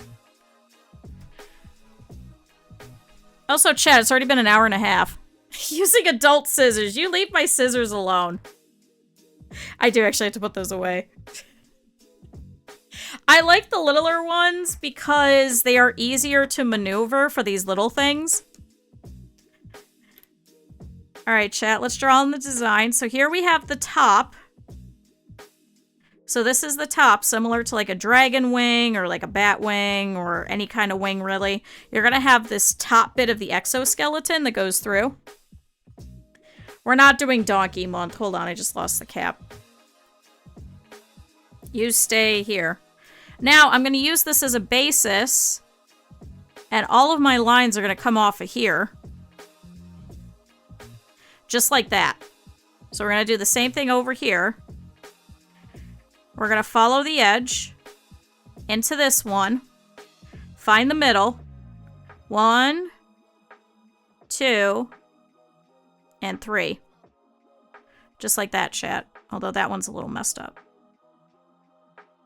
So all of my lines going down here is actually going to come from this middle point right here. So we're going to top stitch this on. So I do it in the alternating color. So for example, for velvets, I did a red and a black one. So I did all the stitching in black because all her bat wings were red. So now for this one, I'm going to do it in black because the wings are white. So let's move this out of the way. And this is just a regular stitch, but like we did the last time, because this is a top stitch, I'm going to grab my threads so that they hopefully don't nest. So we're going to start from the edge. We're going to do this entire long one first.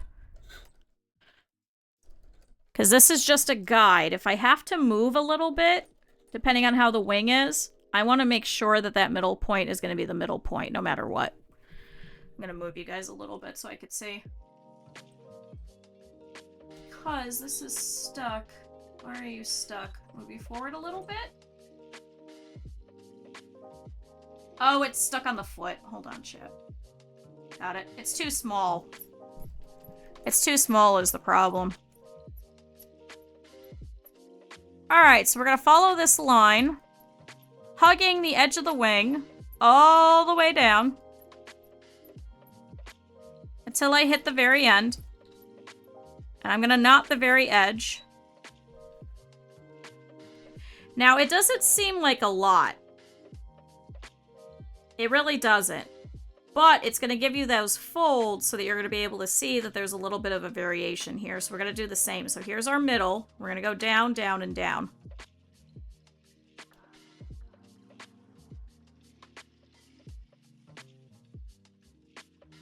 So starting from that point, pulling my threads.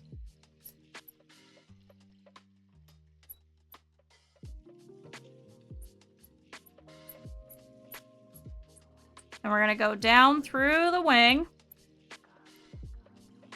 And then we're going to knot it. See, now it's going to be more apparent the more that you go through. So we're going to do the same. Go back to the middle. I'm going to grab my thread. I'm going to hold it. And go all the way straight down. And go all the way through the entirety of the wing. And we're going to do the same exact thing on the other wing, too. But see, it's not too bad. I am going to trim some of these, though, because it is getting hard for me to see where it is that I'm working on. So see, this is why I like the smaller ones, because I could get really close and really trim these. I use the bigger scissors for, like, a lot of fabric. Or for actually cutting fabric. So see, we have a little bit of knotting here where it's going to look a little bit of a mess from the bobbin, but it looks a hell of a lot better than if I wasn't holding the thread. So now we've got to do this last one over here. There we go. Got all this extra thread. I used to, when I was much younger, get really worried about wasting a lot of thread, but you actually waste a lot less thread doing machine sewing than if you were to do hand sewing, with the amount of problems that people can have. So let's hold the thread again. We're back in the middle. And let's go all the way down again.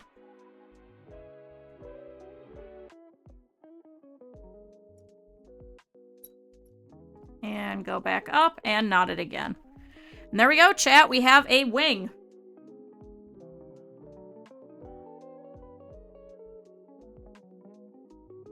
Now, sometimes when you do this, you can actually do 2 of these at once. But I think this is a little easier. Check it out. Wing. Come on, focus. Focus. Close enough, chat. Look at that. We got a wing. So that one is also going to get pinned to the front. But we will do that afterwards. Because I'm going to line them both up so that they match on either side. So chat, we got to do all the same exact thing that we just did over here on this side. So once again, we're going to start over here at this edge. We're going to follow this edge as closely as possible without falling off and go from there. So let's hold our thread. And we're going to knot it. It's not moving, so we have to do the same where we gently push it a slight bit as if it's creating a stitch, but it's not. Oh, it's stuck. Okay. All right, going all the way up, following this edge all the way that we can.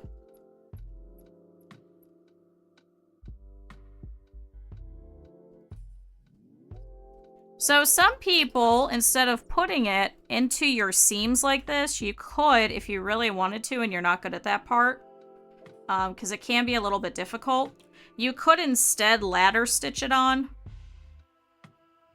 if you really wanted to, and then just do it all after the entire bat is together. But I like having everything in my seams. So once again, here we have our line. Here's my middle point, so we're going to do all of these lines straight down from there. So we're going to start this here. 1, 2, back 2. Now it's knotted.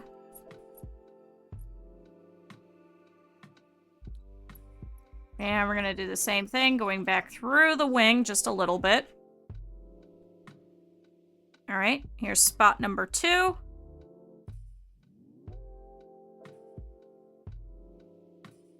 So let's hold these threads. 1, 2, and back all the way down.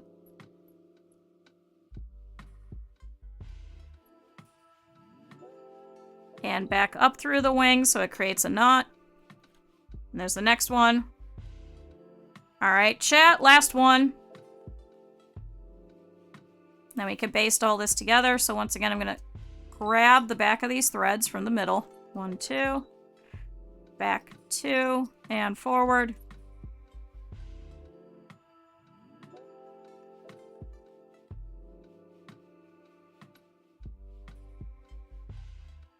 All right, and through the wing, and there we go. Chat, we got 2 identical wings. I think I like... Ooh, that one got really messed up. That's because my sewing machine needs to go in for repairs. I think this might be the way to go.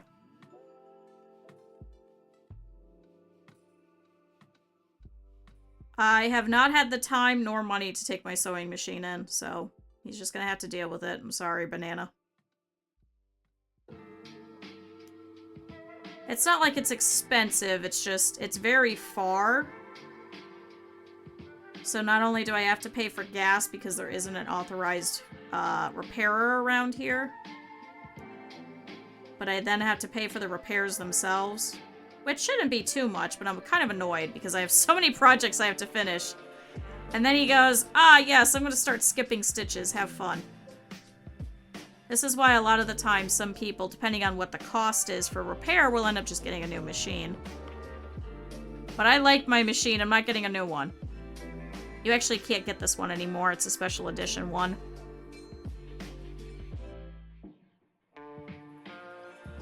Alright, so that's all trimmed.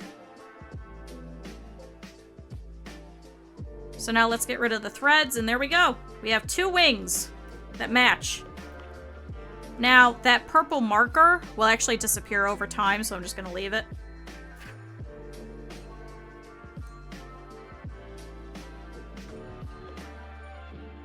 Is it just me, or is this song louder than all the rest?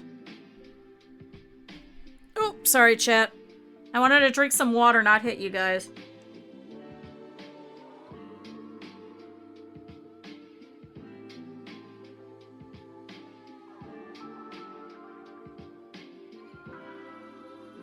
Alright. Chat, back to work. So, we're gonna base these. But now, because this is all done, I can go ahead. I think I like the other side of this one more. I think this is better as a front. Try to see which one's gonna look better from the front versus the back.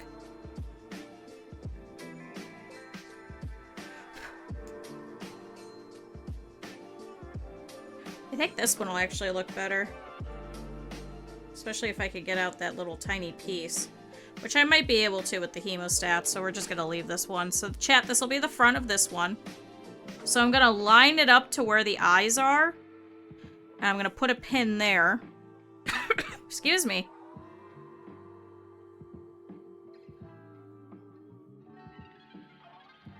Alright, and then let's do the same thing on the other side so that it matches.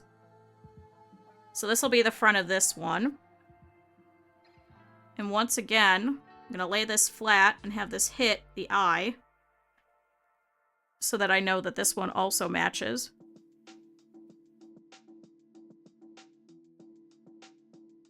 And then also pin that one. So chat, here's our feet, here's our wings, here's our ears. So let's go ahead and base these down really quick with just a quick stitch all over. We're just going to do this outside of where the sewing line is. It's just going to be a quick one.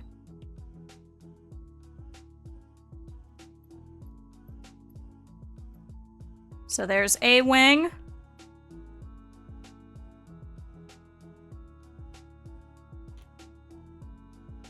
I'm also going to pull out the pins so I know what it is that I have and haven't done. And we're going to do the opposite wing. Chat, I think this is going to be a very short stream. I would start doing some of the decorations and stuff, but then you guys will be able to figure out probably who this is, and we'll go and run and tell them. So chat, let's not do that. Alright, that one's a little close to the edge, but that's fine. Here's wings. Look at that, chat. So now let's do the tiny feet down here. This one's a little... There we go. Sometimes they get messed up when pinning or when moving.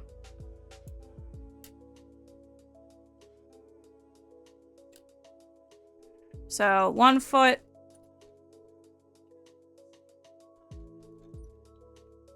All right. And then let's pull that pin. And then 2nd foot.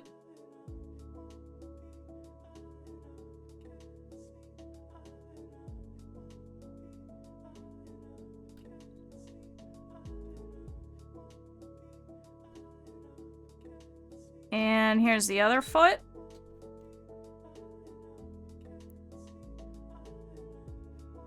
And now we'll trim all of this.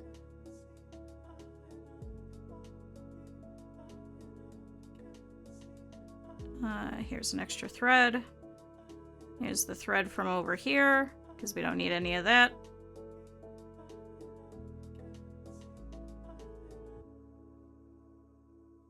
Okay. Now we got to do the ears. So we'll quickly base those down. See, chat? We're almost done. Legitimately, this is it. Legitimately.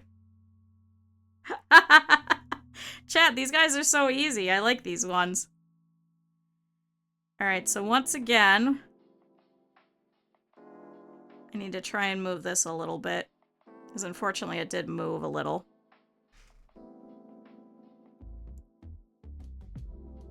So I'm going to sew this down very carefully. Ow.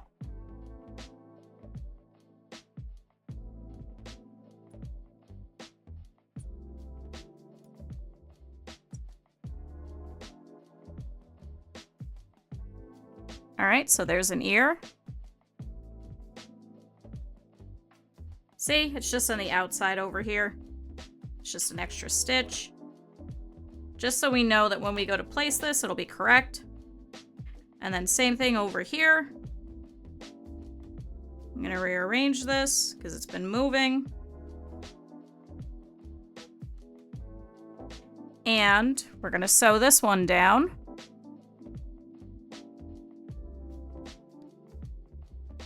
Oh, I didn't put my foot down. Whoops. Not my physical foot, but like the presser foot on the machine. Whoopsie. Uh-oh. Why are you stuck? Too much bulk.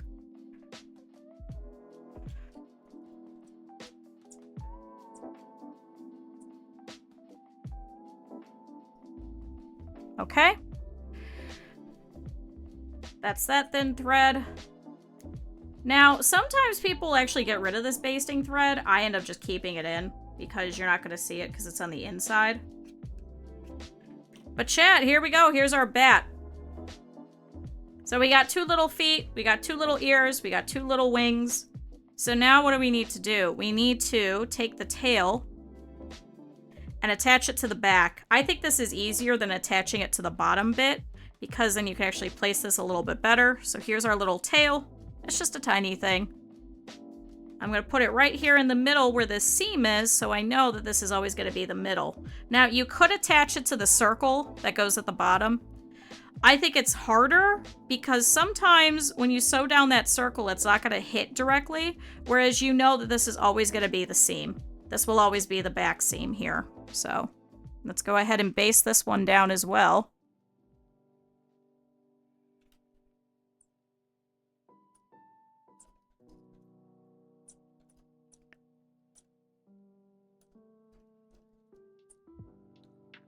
All right, and now that's basted down. So now we have all of the pieces that we need attached.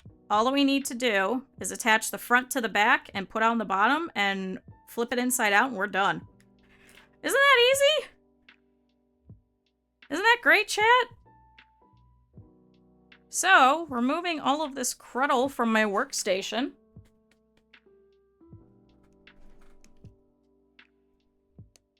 Chat, this one's the easiest one. So, we're going to go ahead. I'm going to make sure that all of this is inside and exactly where it needs to be. We are going to take this back and pin it to this front. So, let's start from the bottoms of each. So, we're going to put a pin that lines up from bottom to bottom.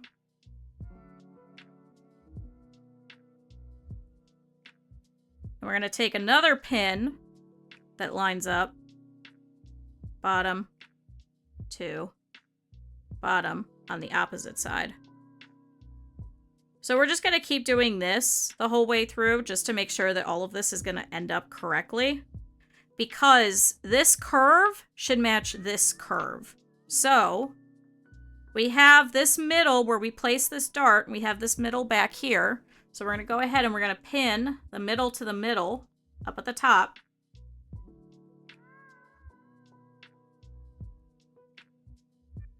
And I'm going to do the same thing on the other side.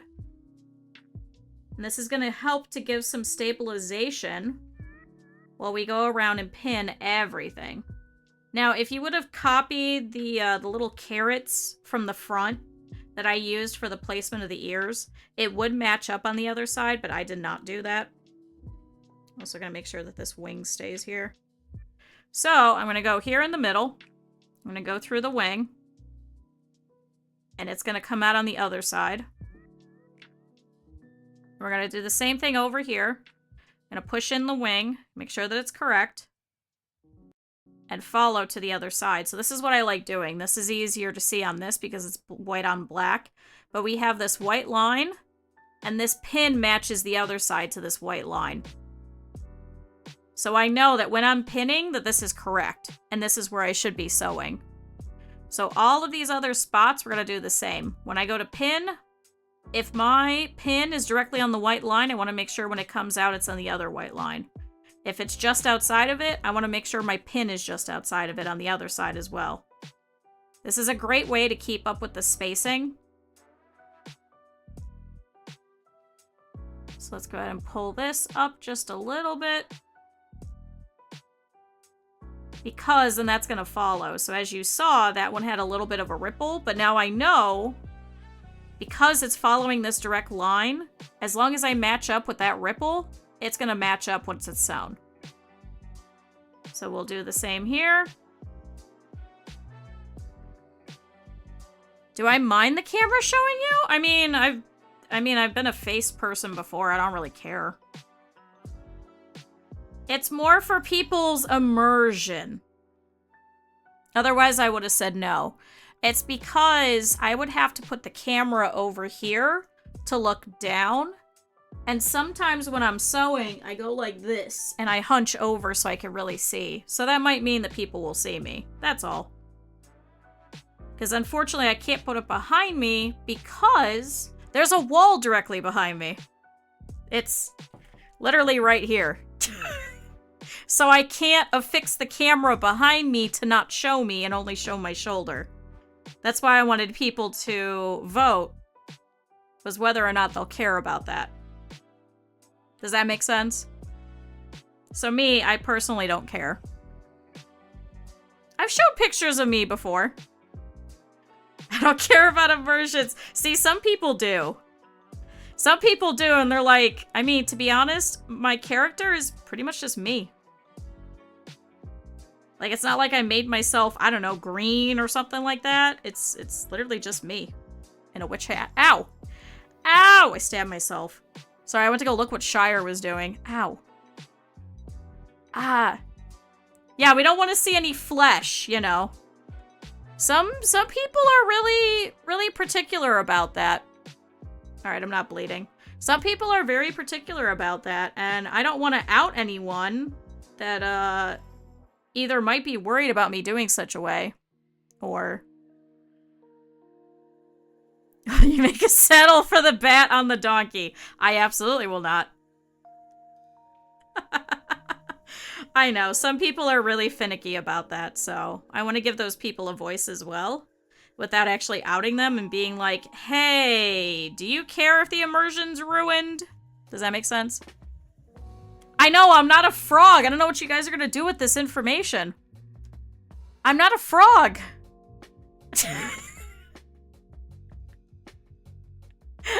Usually just a scream. See, so that's the perfect emote for you. So see, chat, here's the front to the back.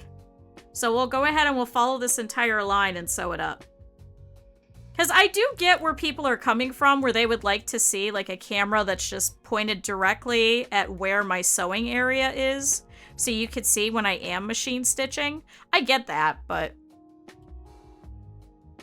I don't want me to hunch over and then my face is right here and all you get is a full view of my face. Especially because I don't usually wear makeup or anything like that. Like, I am not... I used to.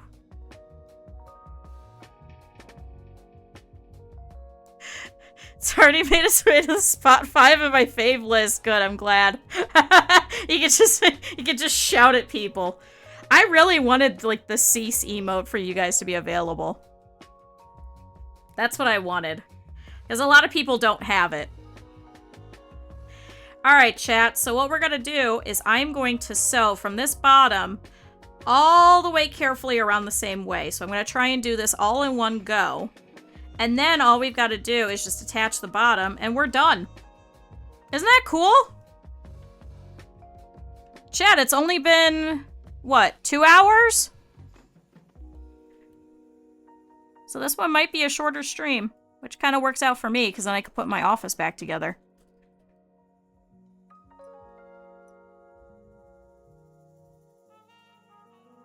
See, but then I'm gonna feel bad, because I won't be streaming on Saturday. Damn it. Chat, would you be able to keep a secret? If we start decorating this one? If you know who it is, if you are able to figure out who it is, would you be able to keep a secret? Sure. Luna, you're the one that I think would never keep a secret. You're the one that I think would go and run over to this person and be like, guess what Q's making for you? For no particular reason, but I think you just get too excited and you're like, oh my god, did you see?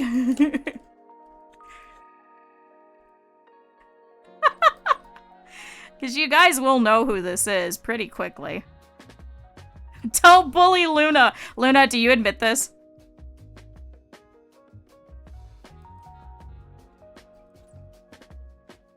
If this was something for Mousy, would you immediately run to... I wouldn't do that. You wouldn't run to Mousy's stream and be like, guess what Q's making for you? It's not for Mousy. I'm just using Mousy as an example.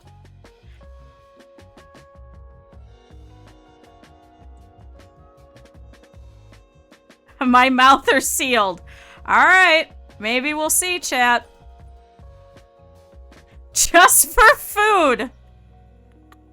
It's only for legs. And it's your own. So let's see, chat. Let's see if I did this right. Ow. I just got my nail in there. Or we paint my nails.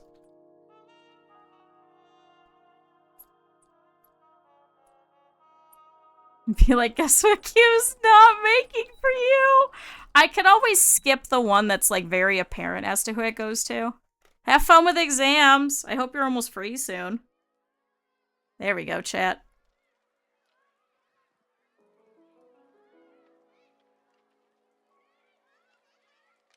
Also, thanks for hopping in. I hope that was a good little mini break for you. Go get some food and get some sleep, Eggs. I know you. You haven't been sleeping. Go get some sleep. Take a quick 5-minute nap. There we go. Look at that, chat. So, let's take a test really quick. Oh, I missed. Oh, I missed here too. Okay, so we have to re-sew the top. But I think everywhere else is good. I think everywhere else is good. See, chat? Look how fast that was. I'll be free from life. How did you know? Because I know you. Because I did the same thing when I was in college. I know. I also got no sleep. I also did everything that I needed to. Alright, chat. So see, this is what I'm talking about. So unfortunately, I'm going to have to re-sew through here. Go up just a little bit to try and re-sew in this entire part. Okay, because I did miss a little.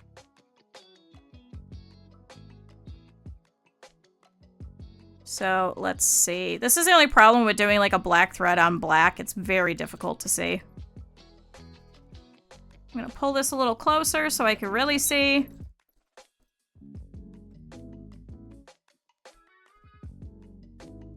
I'm also probably gonna run out of bobbins soon, so I want to try and finish this before I actually do.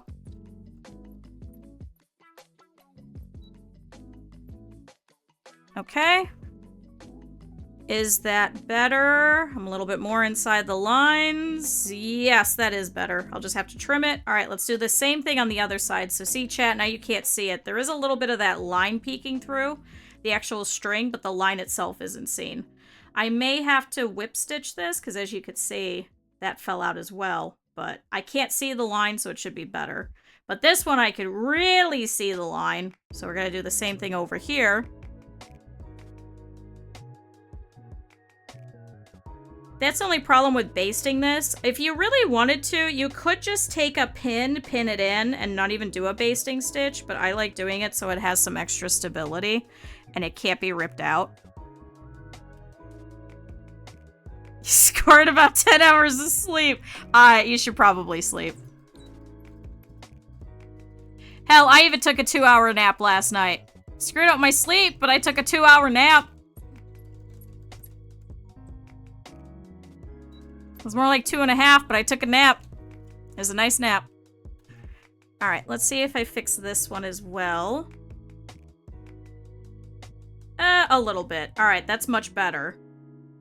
So we'll do the same thing. We'll just have to stitch these a little bit once we're done. But there we go, chat. Bat! A black and white bat! There's a big bird outside. It just spooked the hell out of me. I just saw it moving out the window. Chat, I've been hearing the birds all day. They must be so excited that they're getting fed again. I started studying this for an hour ago. Oh my god. Good luck. Godspeed. I hope you know the material. If I studied before, I would retain nothing. I had to study ahead of time. Alright, let's go ahead and clean this all up. Well, I hope you get an A. Even if you don't get an A, I hope you get a very high B.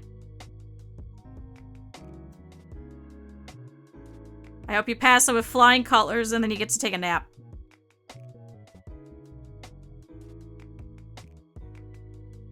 Alright, let's see. Chat, that's like when my friend had no headlight and we went to go see The Hobbit and I fell asleep approximately 2 hours before my final. And I fell asleep with my shoes on. And then my teacher was like, if you would have told me, I would have just passed you. And I was like, thanks. Thanks, Sensei. Thanks, Sensei. She's like, you already have an A. And I was like, but I wanted to be here. It was my Japanese cinema class. So I couldn't just not show up. So me and him, we showed up the next morning just like dead to the world. She's like, oh, Thomas, are you okay? And I was like, no, we're not okay. Because he was like pretty much passing out at the desk. And he had to go to another final as well right after that. He had to showcase, he had to make a working Virtuosy changing model. And it only had to be, I think, like 80 of them, and he ended up doing like 1,000. And he made an actual, like, changing Optimus Prime, because he's fucking insane. Alright, chat, so now what we're gonna do is I'm gonna very carefully hand sew this on. Okay? So Isn't that movie 2 hours long? I think it was 3 hours long, wasn't it? For the first one? We didn't know this. We were seniors in college. We didn't know. So I straight up went to my bed, looked at it, in my clothes, just plopped down and fell asleep with my shoes still on, because I knew I was not going to be awake enough in the morning to put on shoes. So I left my boots on, my little black zip-up boots.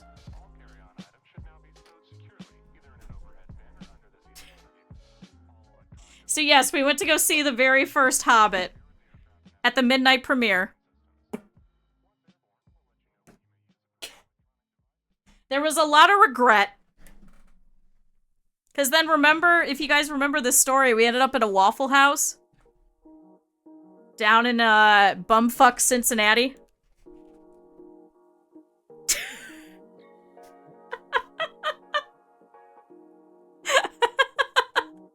And, because he didn't have any lights, we had to stay until like 4 or 5 in the morning when the sun was coming up so we wouldn't get in trouble.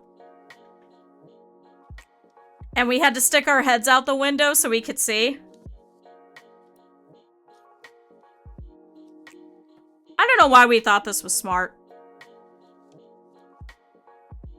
But we didn't want to get a ticket, and we couldn't see anyway, so me and him, he's hanging out the driver's window, I'm hanging out the passenger window, and we're just directing of, like, which way to go.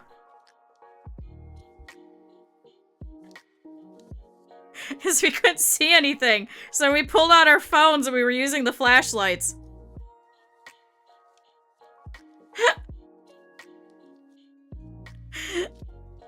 And then the sun started coming up and we finally made it back to campus and he dropped me off and he's like, I'll see you in 2 hours. And I was like, shut the fuck up. And then I went and crawled in bed and I walked my ass because I lived in the farthest dorm from that fucking area, too, so it took me 35 minutes to walk. So I walked in at, like, 8:05, and she's like, oh, Q-san, you're late! I'm like, yeah, I know. And looks at Thomas and is like, Thomas-san, are you okay? And I was like, no, we're not. She's like, I would have passed you both. You both have an A. I think I ended up getting 100% on that test, too.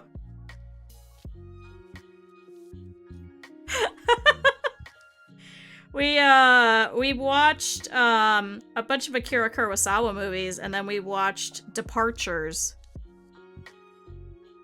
Which I've talked about extensively. It's a pretty good one. It's about somebody who does all the funeral rites for the dead type of thing. And, how he has to deal with all of that, so it was a whole thing. Oh no, that teacher was very Japanese. She actually had a master's in tea ceremony in Japanese supernatural. That's all I could say. Hi, Cap'n. I have a lot of weird stories of my life. I've done some weird stuff. Okay, so chat. Here we have the middle.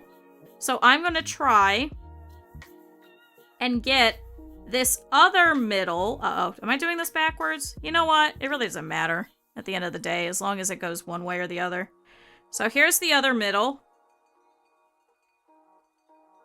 And as long as these spots all match up, we should be good. It's the least Japanese thing. No, she understood. She also liked me because I ran the Japanese Culture Club. And all the previous presidents before me were all garbage. And she was the advisor for it.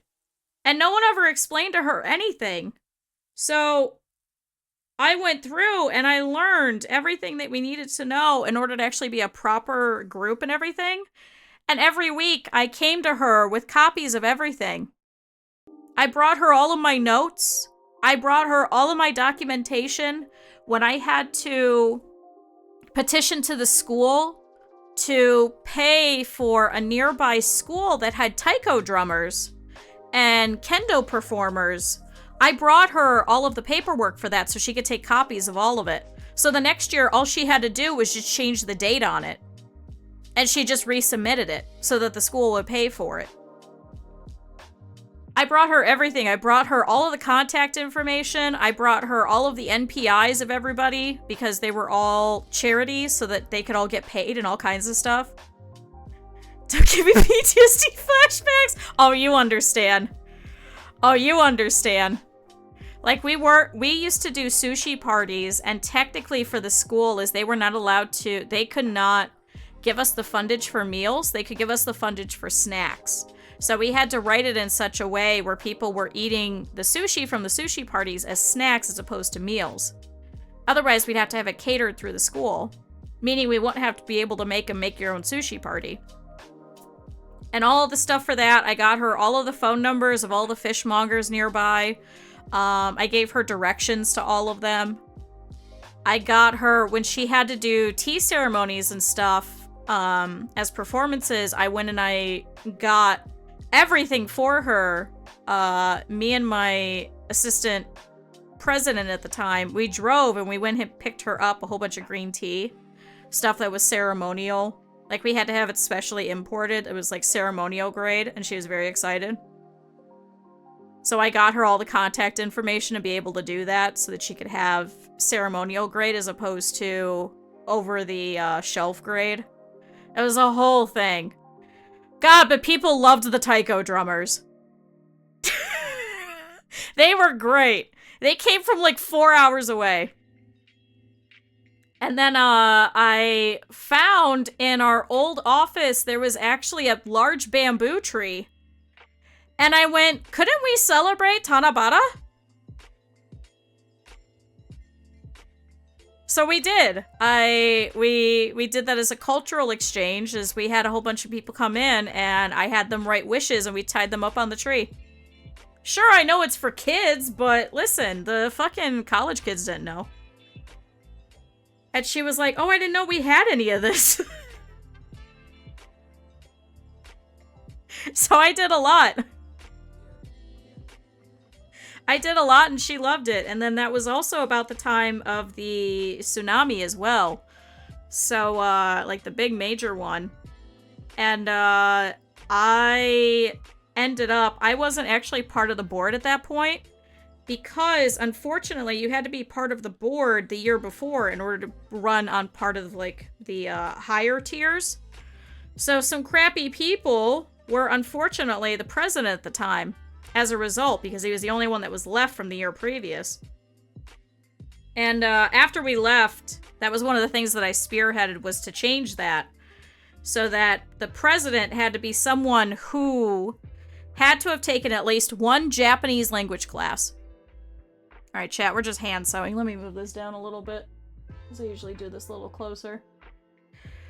So, instead, because all of them were seniors and they didn't do anything, I sat down with her and I ran the entire charity division for all of that. I set up all of the places where we collected all of the charity donations. I set up all of the stuff to order, actually have everything donated directly to the Japanese Red Cross. We sat down, we had everything, you know, would it be converted? Converted. We converted all the money over. We had, I was getting pushed away, but very frustrated. It's all the time.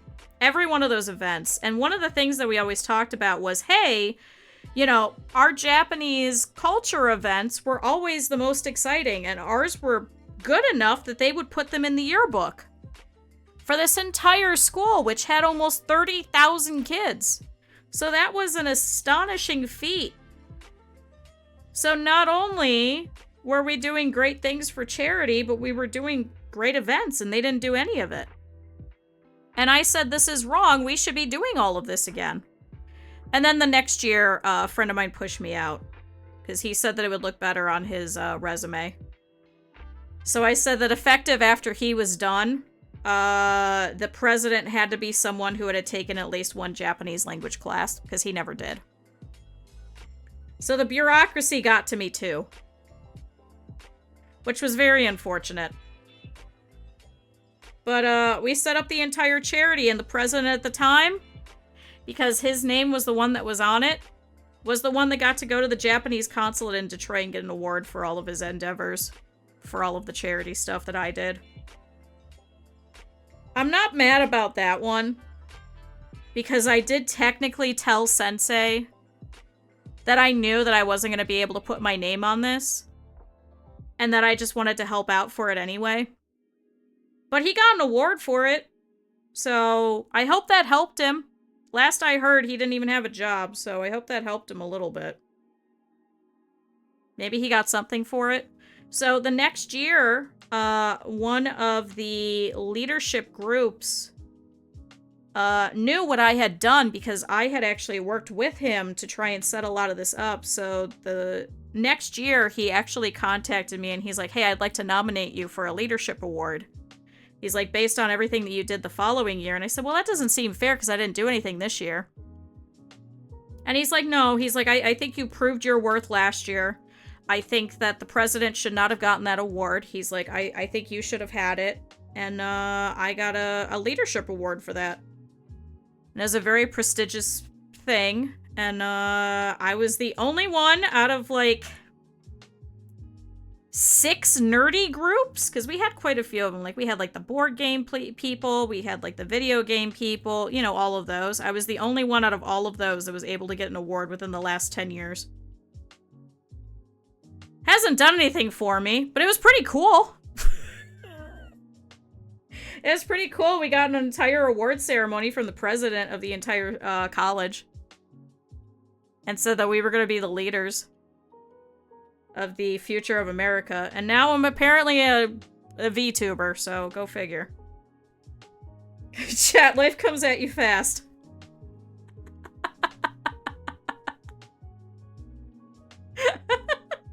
So he was a wonderful guy. And actually, that same kid with the busted out headlights also got one. But his was for robotics specifically, because he was running one of the robotics groups at the time. So he got an award for that, for all of his endeavors. And, you know, because then he set up for all of them to go to conferences and all kinds of stuff. And that was all stuff that they had never done before. So, yeah, close enough. I mean, it's still Japanese-ish, isn't it? So, chat, I have a leadership award. I have a very prestigious leadership award from my college that one of like 20 people have. I still list it on my resume because it's kind of cool. Haven't done anything with it, but I've got it. I think that's why I've always done stuff like this, because I'm kind of insane, but I also like doing stuff like this, so... Anything that I could do for charity or anything that I could do in a leadership position, I will absolutely do. I kind of thrive in it. But yeah, we used to take donations, especially like, because we were a very big party college. So, we would have not only our like, students from the cultural club, but also the Japanese exchange students had heard about what we did. And I put out flyers for them, and they would come and we would take donations, especially from drunk people. At one point, one of the poor exchange students, she's standing there, and she's bundled up. It's freezing. She's in a little Rilakuma blanket. And she's this tiny little thing, and she's standing here, and she's arguing with this big jock who's very, very drunk. And he picks up this pack of the Keebler cookies that we were passing out with every donation. We were like, here, have some cookies so you can fend off your drunkenness, you know, and you don't get sick. And he picks it up and he's like, how much for this entire bag? And she's like, well, I mean, it's any donation, and then you get, you you know, a cookie. And she was like, I don't know what to do. And he's like, just tell me a price. Name your price. And she's just like floored. She's like, I don't know what to do. And I finally said, $50. So shit, he pulled out $100, handed it to me, and took the whole pack of the Keebler cookies and walked off. And I was like, dude, I only told you $50. And he's like, I don't care. And he walked off with the Keebler cookies. You know, the fudge stripe ones? He walked off with the entire bag of cookies. And then we taught them how to make puppy chow. If you know what I'm talking about, like the Chex Mix. With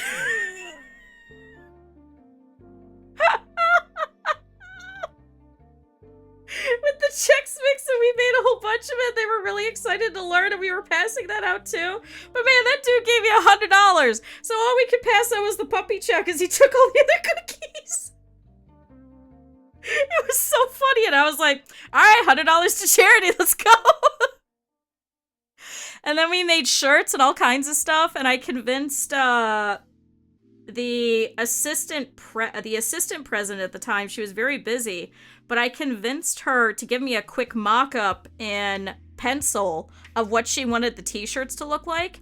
And then I went back to the video game lab where I was working at the time, and I found one of the students from the game design program, and I was like, hey, you were in my class last semester, right? And he's like, yeah, I remember you. He's like, you always sat in the back with the other 2 girls in the entire class. Out of a class of 60. I was like, yeah, it was pretty gnarly, wasn't it? That everyone always kind of ganged up on all 3 of us. He's like, yeah, that kind of sucked. And I was like, hey, can you mock up some shirts for me? And I said, and I'll give you exclusive rights if you end up wanting to, you know, put this on a portfolio or something.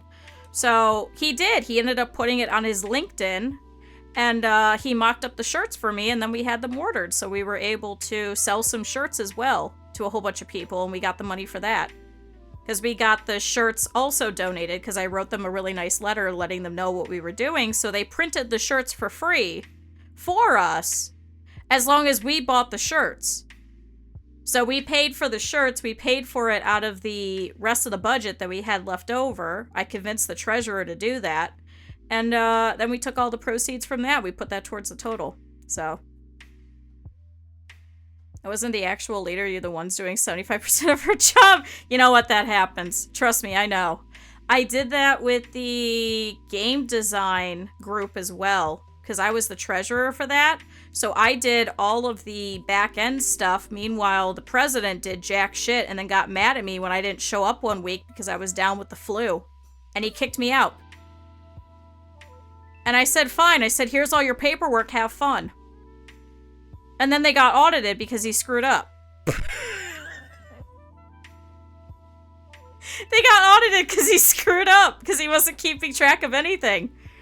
So the thing got disbanded the next year because of him. And it was like a nationally recognized like game design group. Like we had to pay dues and everything. So it got shut down because of his incompetence. Because he got mad because I had the flu. He saw me come to class the day before, where I left class halfway through because I almost threw up in the classroom.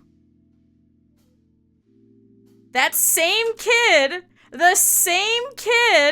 because we all knew each other, the same kid with no headlights who sat next to me looked at me and goes, Q, you look green, go home. And I'm like, Thomas, I can't. He's like, no, you need to go home.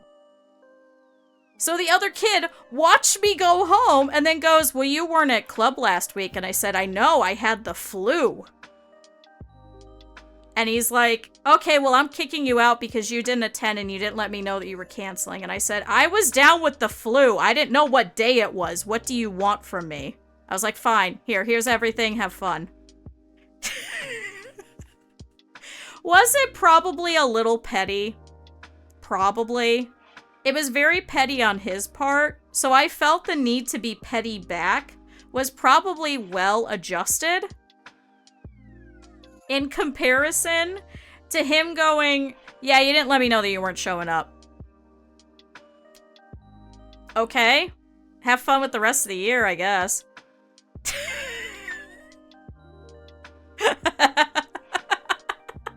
So, oops. Oops. And then I was in a My Little Pony service club. I ended up running the anime club because there was nobody else that could run it. And we ended up actually creating another club. Me, myself, my roommate, and another 2 friends who were juniors at the time because I was a senior. And we talked about how nice it would be if we had a liaison between all of the nerdy groups that were on campus because we had so many of them. We had a ton. So he spearheaded and I helped him write up a charter and everything. And the next year he set up a group that was, I think they called it something League of something. And it was 90% waffling. Thanks. Shut up. Listen, we're almost done. I'm trying to kill time. You guys were talking about how you want me to keep going. It was swallowed by the larger general group. That makes sense. And going to the meetings and even got budget, which was the prez's job, but she didn't do it. I feel like that happens a lot because it looks good on a resume, which is exactly why I got kicked out the next year. Because we got into a fight and I looked at him and I said, well, why is it that you're running for president of this? I said, you know absolutely nothing about Japanese culture. I said, that's not really appropriate, is it? And he goes, well, I want it to look good on my resume. And I said, but you're going to be a teacher. And he's like, yeah. And I said, so what does that have to do with Japanese culture? He's like, I mean, I need to be a president. And I was like, why does she be the president of the teachers club or the math club or something like that? And he's like, well, because I don't want to join those. I'm already part of here. So when we went to go announce the nominations, I was just so floored. And I was like, I don't want this to be a thing. I was like, I don't want to fight with all of this. So the teachers looked at me and they're like, well, Q-san, why are you not running? And I said, well, because creative differences.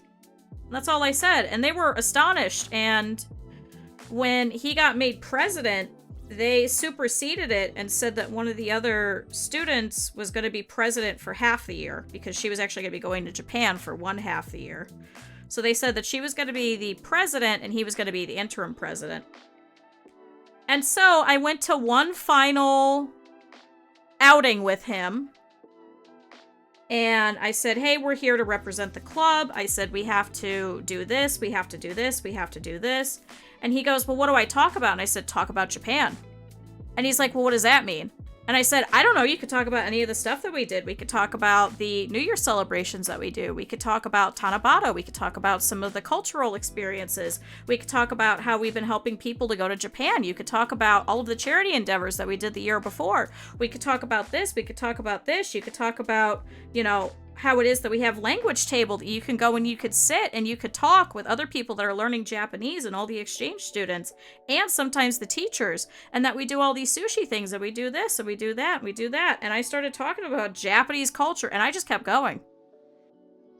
And that was probably wrong of me, but you know when I'm mad, when I just kind of spout off as much knowledge as I have at once about something? Just because I knew that it was going to show that he was way in over his head, and if he was going to do this, he needed to work at it. Chad, he did not work at it. He did not work at it. Then I'm always mad. No, you'll tell when I'm mad. You'll be able to tell when I'm mad. I get very mean, I get very matter of fact, and I just dump knowledge. I just dump whatever I can. Whatever I possibly can. That's my way of being petty, I suppose. But it's also a pettiness in the fact that, like, hey, there are all of these things that you can talk about. There are all of these things that you could do. The fact that you're sitting here and telling me that you don't know what to talk about is kind of bullshit. It kind of shows how in over your head you are. And that if you're going to do this next year, that you kind of need to shape up. Apparently he didn't, chat. I was told that he didn't. And we were friends. We were friends since freshman year, so it was kind of sad. But At the same time, there was nobody left to run the anime club. So it actually worked out because then I went and ran that instead. But yeah, I did that. I did the video game club. I was on the board for that. I did the video game design club. I did that. I was the treasurer for that. What else did I do? I was on like a pep team thing for a little while. Did that. They had like a board game design one. I was in that for a hot minute. It was a whole thing. Q doesn't like me. Absolutely not. That's not what that is. I guess that's my way of showing endearing. I guess. It's such a way where I know that someone else can't get mad, and I know that I'm not mad, and that it's... I want you to know that, like, you need to pay attention to some of these, I guess, is why I would do it. I don't do it as much anymore. A lot of people get mad at me for doing such a thing. I'm very bad at people, chat. I'm very, very bad at people. I'm very bad at social situations. So in the first few, it started with us going together with me as a support. It was just me going because it was actually useful. I had to go and sit for several clubs, and at a certain point, I made friends with one of the girls that was actually on the board for the student associations, because she saw me all the time. So we became friends, and we would just contact each other directly. I wouldn't even go through the rest of the board. I would just talk to her. So a lot of the stuff that I was doing, she was giving me all of the rules and the regulations and everything that we needed, which was great. So especially when we saw each other on campus, I would always make sure that, like, we were doing all kinds of other different, you know, events and stuff to kind of get our name out there, that we were not just, like, a whole group of nerds type of thing, but that we were actually legitimately a part of the campus. And she really appreciated that, because they didn't have that for the longest time. So it was just little things that, like, hey, you run this club, we want to see the heads of some of the different clubs for this. And I was like, absolutely, I'll go. So that's how we actually ran a nerdy symposium, where we all came together and we all did talks on different nerdy aspects and stuff. So I gave a presentation on my dissertation about the Japanese idol industry with that. And it was kind of fun, I won't lie. So there you go, chat. I've always been like this. It's the story that we're going with, is I've always kind of been like this. I've always kind of been really out there. It did help me a lot socially, I won't lie. I was very socially stunted, where I was, in high school and all of those, so. It was a lot better for me to be in college. I very much so thrived. Does that mean I probably peaked in college? Probably. Alright, there we go, chat. See? In all that time where I could bitch about all the stuff that I used to do, I sewed the whole way around. So, it's just completely from the front to the back. So, actually, let's grab the bigger ones. It's a better place to be socially stunted. I actually, my senior year, I think it was like the first or second week, I remember because I was so floored that I actually texted Critter this. Because we were part of the gaming group at the time. Like an integral part back when we were still doing Minecraft. And a kid came up to me in the student center. And he just immediately sat down at the table where I was eating my lunch. And he looked at me. And I was like, can I help you? And he just starts talking to me. And he just goes off. And he's like, so what's your major? What do you do? What dorm are you in? What's this? What's that?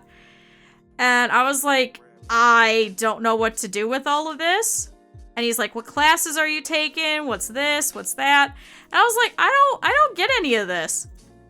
And so I was trying to be polite, and I answered all the questions, and he goes, so what are you doing for your social sciences classes? He's like, you know, do we have some of the same ones? And I was like, hold on, how old do you think I am? And he's like, aren't you a freshman? And I said, oh no, honey. I was like, I'm a senior. And just as quickly as he sat down, he immediately gets up and he goes and sits down at the table next to me with all of his friends and just didn't say another word. And I'm just stunned. I was like, what the fuck? What the fuck just happened? So I texted Critter and I was like, I think some freshman just tried to hit on me. I'm like, I'm pretty sure this was a freshman. And I think he was offended that I was a senior. Yikes. I thought it was really funny. I thought it was really funny. And I get it. I look very young. Even to this day, a lot of people still think I'm in my 20s. So I can't fault the kid.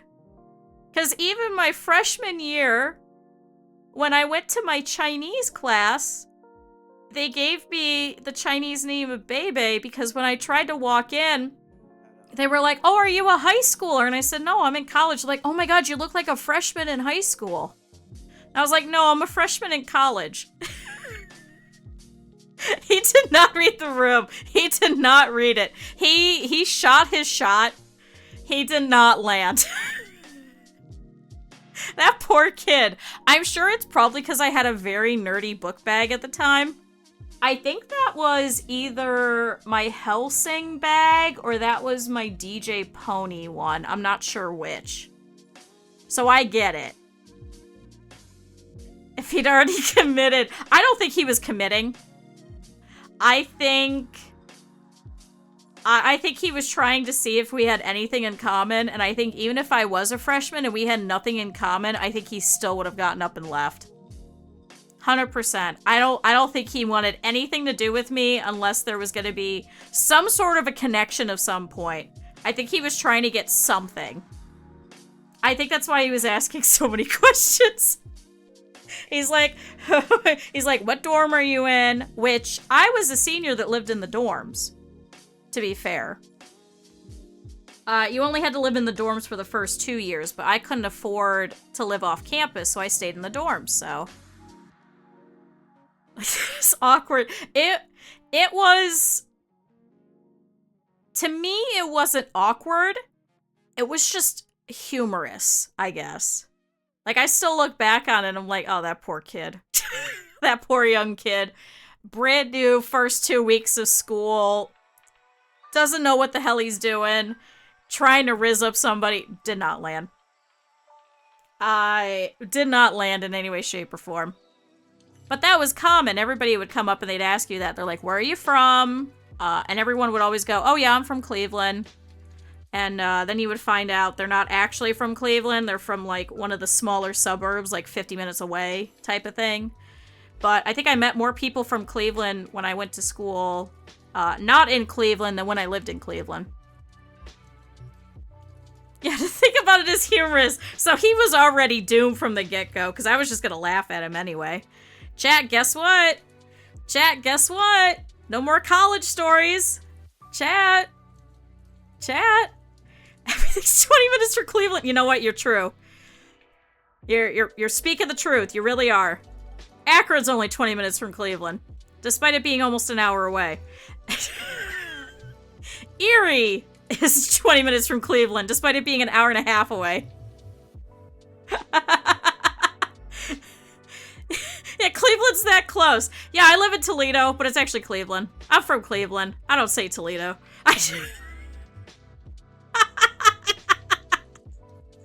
They're like, oh yeah, I live in Medina.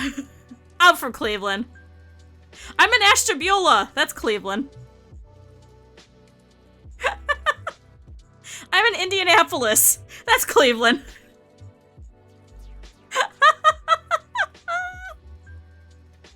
Here you go, chat. Bat. So what I want to do is I actually want to stuff this guy. So technically, everything is done. The only problem is we have to actually fix these ears that I screwed up.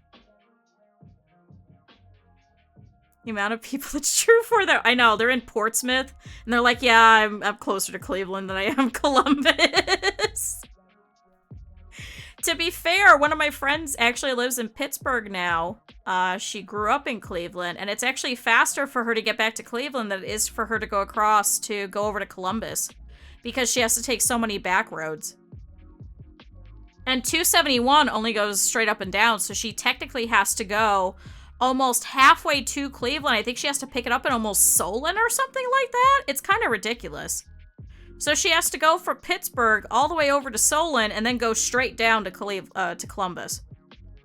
It's so bizarre. But when you look at it on a map, she's actually closer to Columbus than she is Cleveland.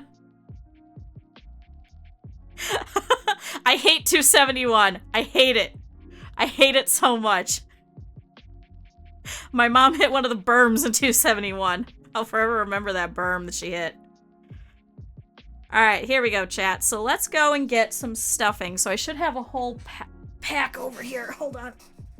Hold on, chat. Ah! If you know, you know. It was near the Willoughby exit. That really annoying sharp curve one. It's too American for me. Sorry.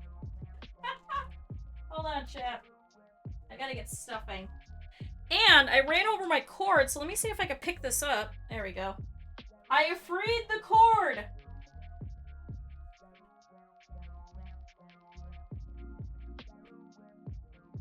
Do we think that's enough?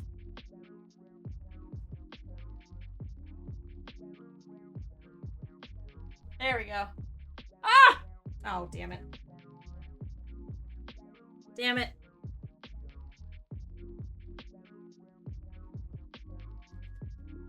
Hold on, chat. There we go.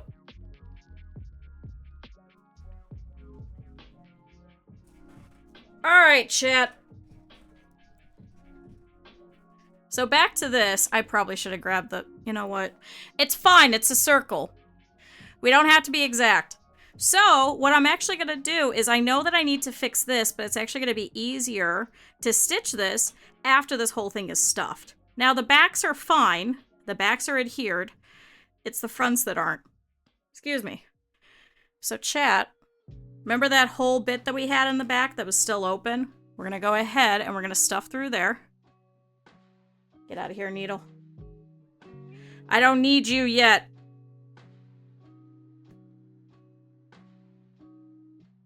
So back down through here.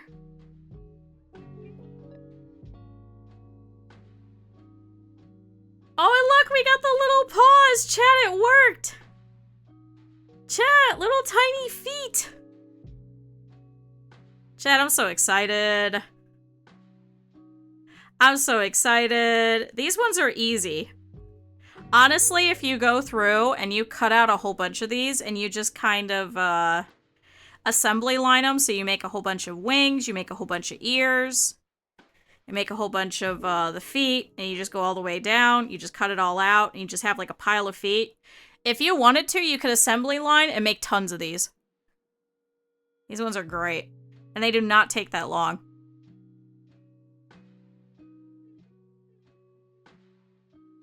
So I think depending on what I'm doing, maybe I'll make a couple of these.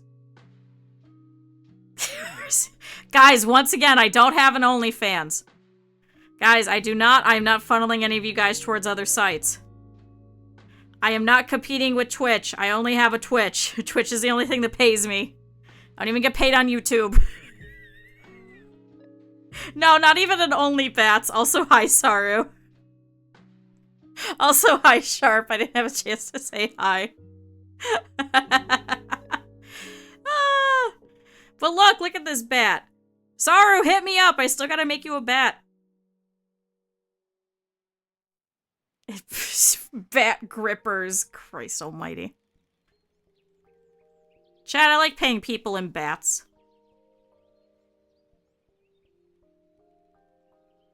Let's see, chat. So, I think I might be able to stuff pretty much all of this stuffing in here.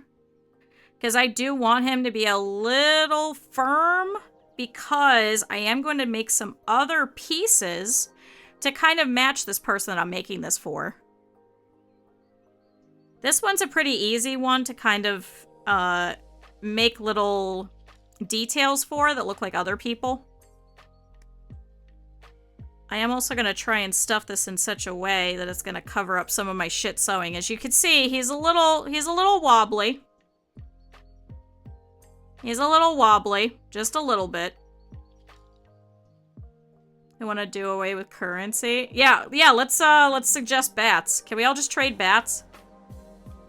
No, I do enjoy bartering. I have a very lovely person who is gonna make me some stuff, and I'm going to pay them in games and things like that. Your bat making ability. Yeah, but there's also other abilities, and then instead you get traded bats. See, we're doing a little better, so it depends on how we're stuffing. What I could also do is I could do a little bit of thread sculpting if we needed to, but I think this might be fine. That's the only unfortunate part with these orb-like ones, is sometimes when you're sewing, if it's not like a perfect crease, it'll get all funky. Alright, here's the rest of the stuffing. I should be able to stuff all of this in here.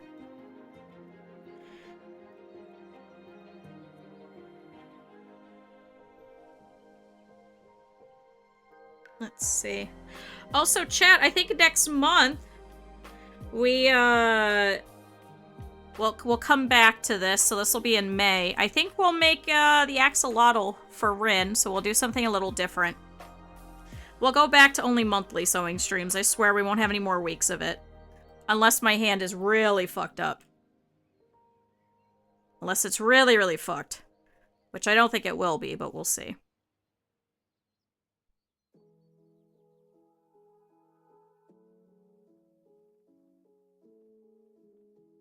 Okay, just a little more. Oops.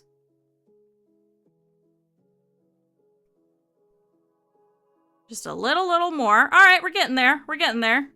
See, chat?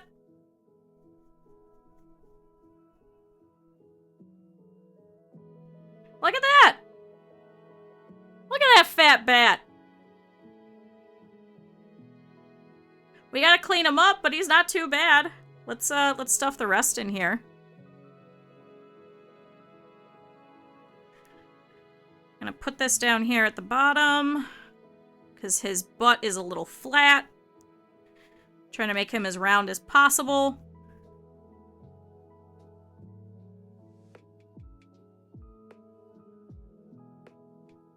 I actually think that I could stuff this a little bit more, but I think we'll leave it as is. See, it fixed all of my wobbly lines that we had going on, so we have a little bit less of the mess up. And now it's a little bit better together. If I wanted to, I could go through and I could fix this spot, but I think I might try and do that with some thread sculpting as I'm doing this ear anyway. Chat, what do we think? Chat, what do we think? Do you like them? Do I need to fix anything? It's got little wings. So let's sew him up really quick in the back. And finish this up. So we're going to do a ladder stitch over here. So I've described it before, but if you haven't seen, you're going to go in one way, go across like the rung of a ladder, and then go the opposite way. And keep doing it like that, and then you pull, and it'll actually pull this seam right here shut. So this is that extra seam that we had left here in the back. I'm going to go ahead and go in. And then we're going to go across like the rung of a ladder, directly across, go up a little bit, and pull. And do the same. Across like the rung of a ladder, up a little bit, and pull. And that's actually going to close this as we keep going. So this is what I was talking about earlier, Luna, if you're still available. This is one of the easiest ways to do it, is you want to try and find this seam stitch and pull this apart, because it's not going to pull apart all the rest. You'll be able to tell, because as you can see, this is all nice and smooth. This is not. This is not going to be smooth. This is going to have like kind of a zigzag to it. So across and up. Across and up. And as you can see, it's actually closing it slowly. Because we're going a little bit on the inside. We're not directly on the edge. But this is going to pull it closed.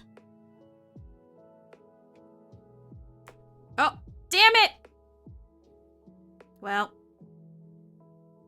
I wonder if I could put this through and continue on. Hold on. It's because it's too wet in the air. It'll make the threads actually more prone to breaking. This is why sometimes people will actually wait until the end to pull the whole thing, instead of doing it over time like I do. Because there's different conditions for making your thread weak. Depends on how you store it, depends on what the temperature is, how humid it is, a whole bunch of different things. Alright.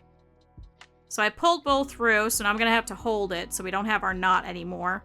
So now we're doing it like the traditional way where you have a little bit of the thread extra.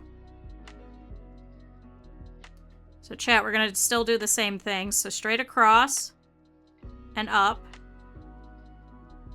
Okay. Straight across and up. Okay. Straight across and up. Straight across and up.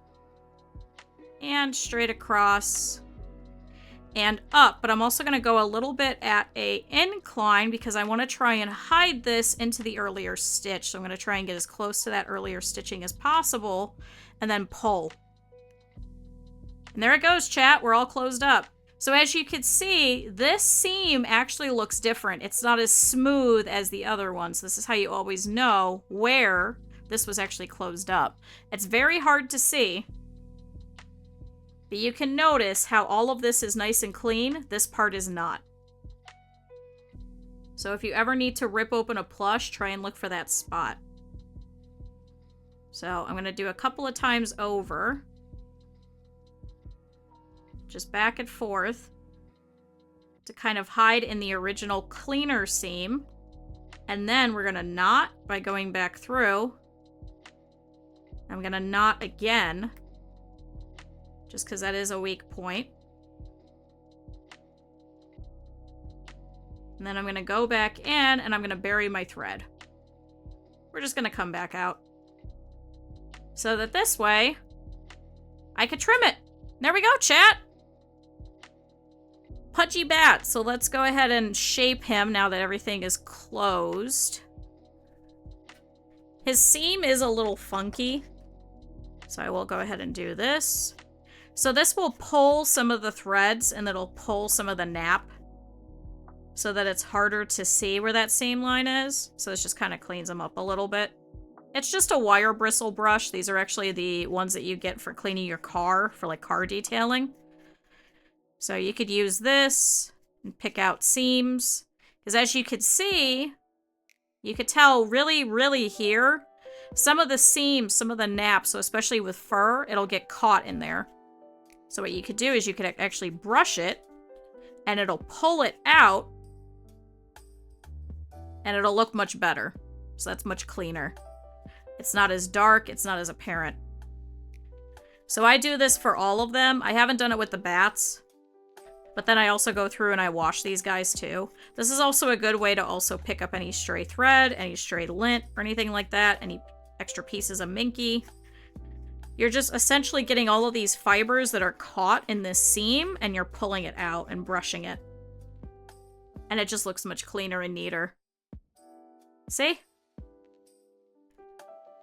So we could do the same thing over here. It's because I'm a perfectionist, chat. I do this especially with the hair and stuff too. So now we could go through and we could fix these ears that have popped. So we're going to do a ladder stitch once again over to here. And this is going to create a second seam line. So this will actually pull this in and pull these forward. So we're essentially doing this. We're making a new seam that's going to cover all of this edge because we don't want to see that. So we're going to do this on both of these. Chat, it's a bat! So, let's do this.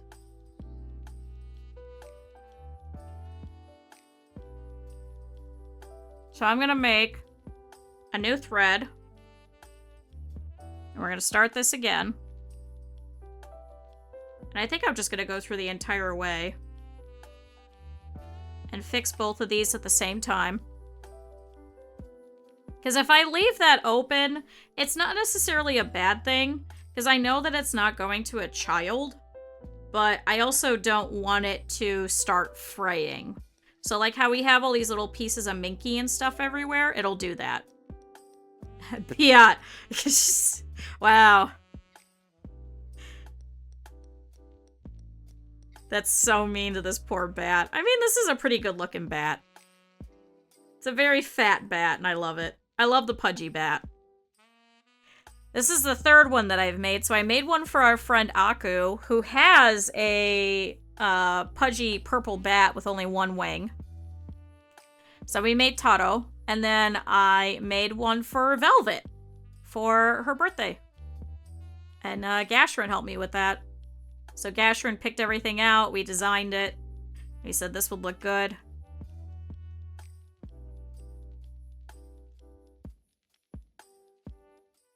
You like to put L in words? Oh, like blat? Oh, I thought you were saying like a brat. Chat, bat.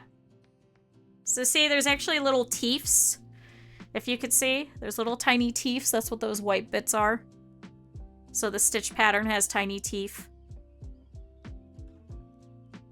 I think there's some stuffing sticking out, yeah, because it was poking me. There we go. All right, so we're gonna go over here so we can kind of cover our knot. So I'm gonna do it from the back over here. Ow. Ow. Ow. Okay. There we go. So none of the threads are sticking up. There's just a little bit of one, so let's very carefully trim. It's so minuscule and small. If you didn't know, you wouldn't even know. So chat, we're gonna do this. So this is another way that you could do this. If this was not already attached, you could do that same ladder stitching that we just did back here, but to actually adhere it here. So what you're gonna do is you're actually gonna pull a little bit up from where you want it to be. And then you pull. And what this is gonna do is this is gonna create a fake stitch line. And this is actually gonna cover this up. So it's gonna naturally curl just like the back did. See? So we can kind of shove this under a little bit. And we're gonna keep doing this where we go up, and then we go down a little bit. So let's go straight across the rung of our ladder. And then we're gonna go down again. And see, it's actually covering that. It's also going to make these ears stand up a little bit more. So that's why some people will actually do this instead of putting it in to the seam line. So once again, I'm going to keep shoving that under there. And now here we are at the end, and now you can't even see that anymore, chat. That thing that I was able to put my fingernail into earlier is completely gone. So over here at the end, I'm going to do the same thing, but I'm going to reinforce it a little bit, because these are commonly where this is going to pop, is right here at either edge. So I just do a couple of extra stitches here and there. Sorry, the bat's also going to get rotated a lot so I can see what I'm doing. Now, there is actually some of the stitching back here, so I am actually going to continue this, because I do still want this covered. However, this seam line really hurts. It's kind of rough to get a thread through, but... Alright, so we're going to do the same thing. We're going to go a little bit up. We're going to pull. Go across like the rung of a ladder. And pull. Across like the rung of a ladder. And pull. And see? Now that whole line that we just saw is completely gone. It's now hidden again. And I'm going to do the same thing like I did on the other side. And I'm going to very carefully position this going towards the original line to kind of bury it so it disappears. So you won't know that I put this extra line here. See? So now this is completely covered. That line is completely gone, and you won't know. So let's go ahead. And I'm gonna sneak this over here so that I won't have to knot this. Come on. Why is this stuck? Because my thread is once again breaking. Why are you doing this?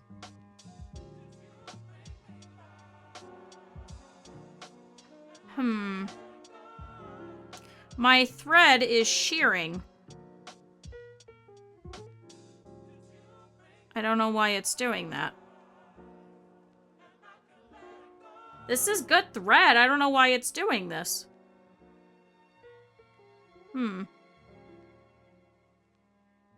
So this one is probably also going to snap. So actually, I may not use this for the other side. Oh yeah, no, the whole thing is sheared. Oh, it must have gotten caught on this needle. Oh, chat, look. Okay. So here's what I'm going to do is I'm going to try and pull this through as much as possible.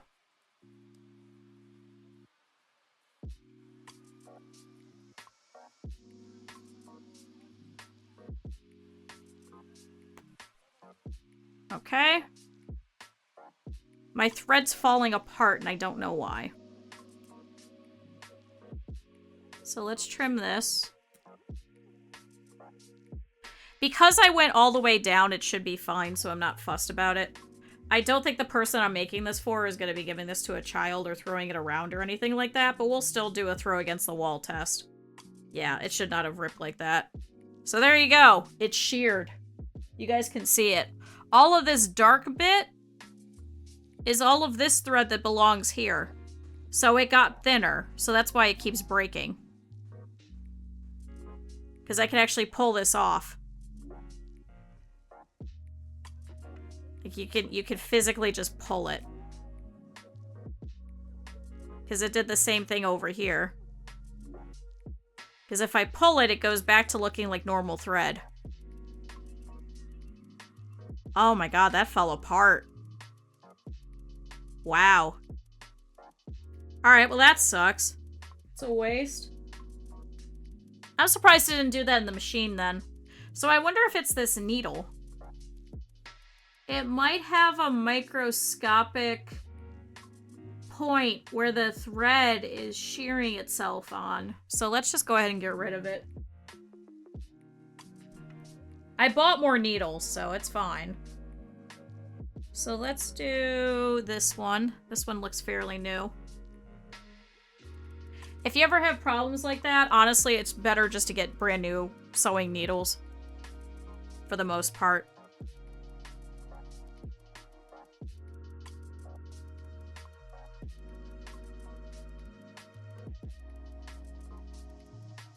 Alright, chat. So, what I'm going to do is we're going to try this again. We're going to watch the thread again and hope that this doesn't happen again. But now we're going to have to do the same thing. I'm going to have to hide my knot. Which is unfortunate, but not the end of the world.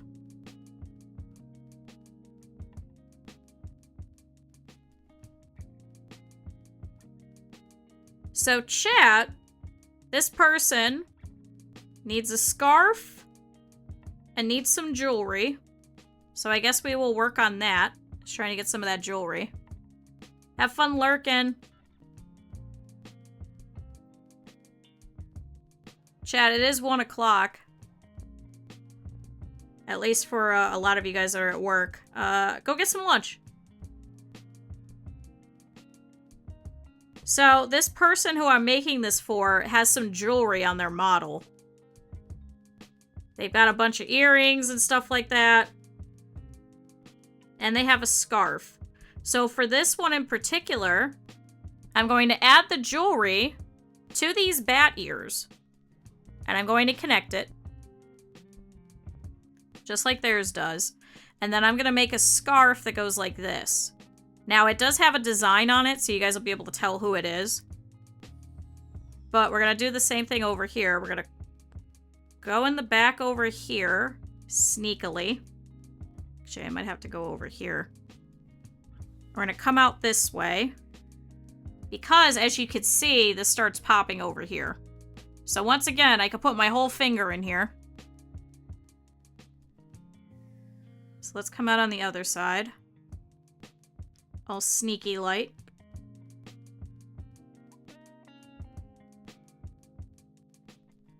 And there, now you can't see the knot.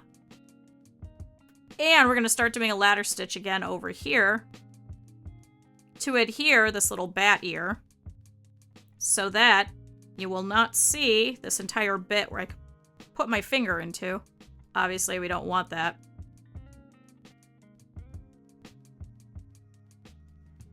I don't know why, but I'm starting to get some acid reflux. I only ate crepes this morning. I don't know why that's happening. Alright, so we're going to pull that. And pull that. And then go down and pull that. So there we go. Now it's starting to disappear. So now it's not going to be a big hole. I don't have acid reflux that frequently, which is why it's even weirder. All right. See, chat? Now that hole is gone.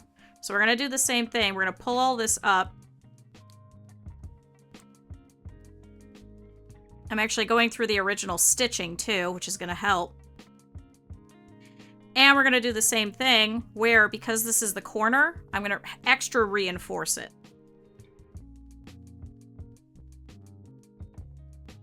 Ow.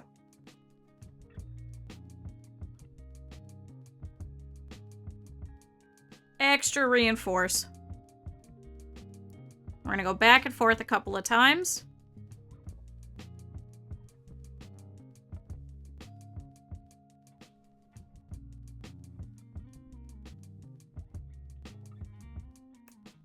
Ow. I grabbed the needle. It wasn't anything bad.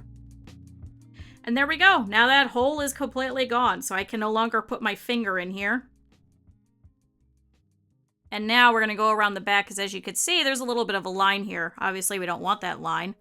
So we're going to wrap around the back a little bit again. This happens sometimes when you're sewing things into seams. Sometimes it just doesn't work. Depends on how it's placed. Depends on where your second line is. So this is the easiest way to fix it. And this is going to make the ears stand up a little bit more. So it makes them more stiff, whereas the other way will make them a little bit more floppy, as you can see with these wings. They're very floppy. Now these will stand and they will go back to the original spot.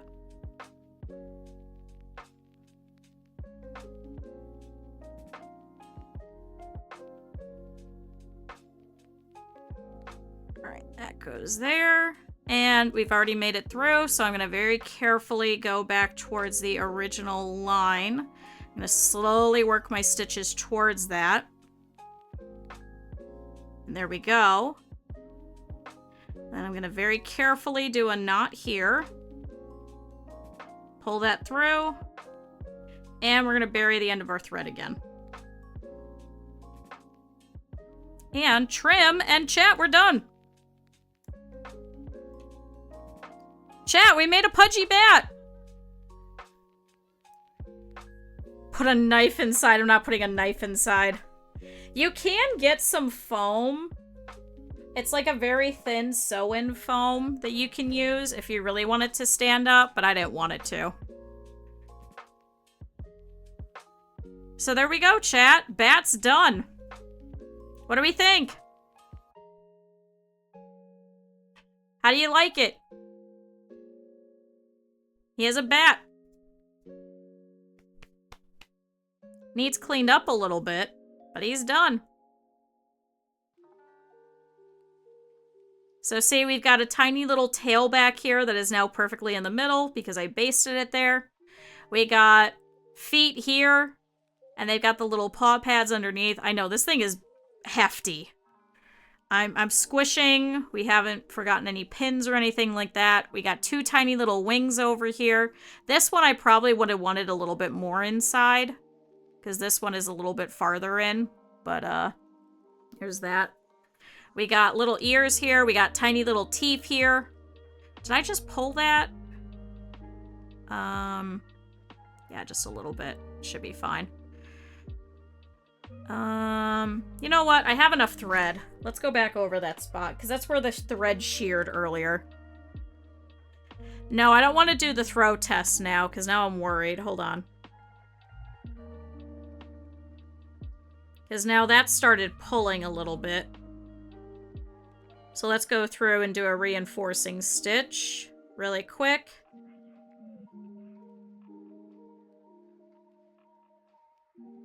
Hold on, chat. Alright. It's a big piece of fuzz right there. So let me see if I can hide this knot over here again. Not really, so let's trim it. Okay. Alright, we'll do a little bit of a reinforcing ladder stitch back here.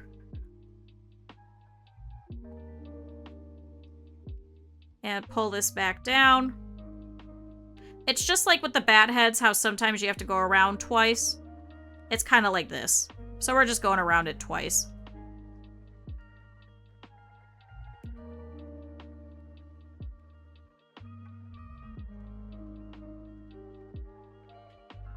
And now we're up here. Let's do a very quick... Ow.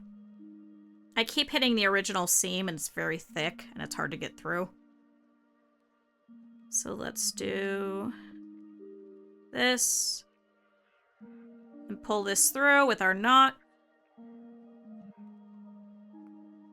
Okay. And I'll do a second one just for good measure, since that already was popping. And there we go. Alright, and then let's bury this thread again. So we're going to go back through near that knot. And we're going to pull it through the plush. And we're going to punch it through.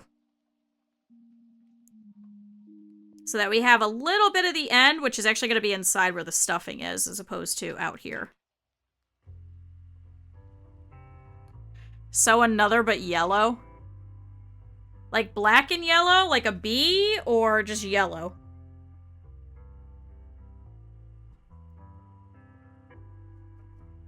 There we go, chat. So now I could pull at this, and this is actually more reinforced. I try pulling at everything. Alright, ready, chat? You can hear how hefty it is. Ready? Hold on, I don't want to hit you guys. Oh, God. I mean, it bounces pretty well. Sorry. Chat, it bounces pretty well. I didn't mean to hit you guys. It's your OC character Pika Bat? Oh my god. So there we go, chat. What do we think? He's actually pretty good for the throw test. He's like a football. He comes back. Chat, we did it! So chat, let me go and see this person's character, and let's see. I think I have some of the stuff already. But let's see. Hold on, chat. Oh, I ran over my cord again. Got it.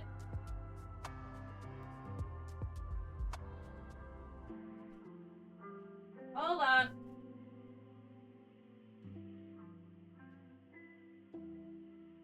Hold on, chat.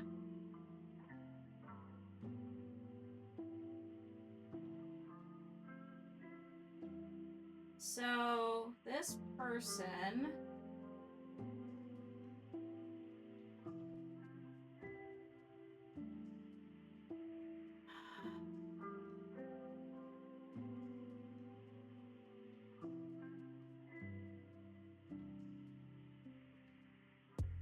Alright, this one looks pretty good.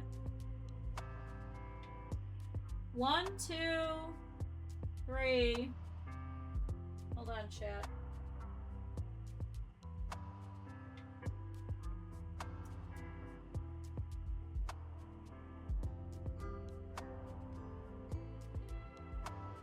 I think I have it. Comes back like my father. Christ almighty. Hold on, chat. Do I have a gold earring?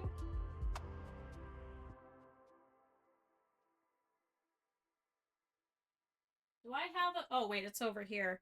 Do I have a gold earring? Like just a plain gold?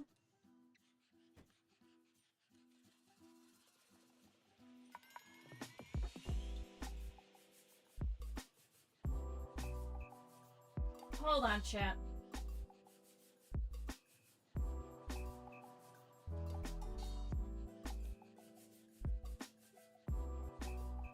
I might have a gold earring that I can use.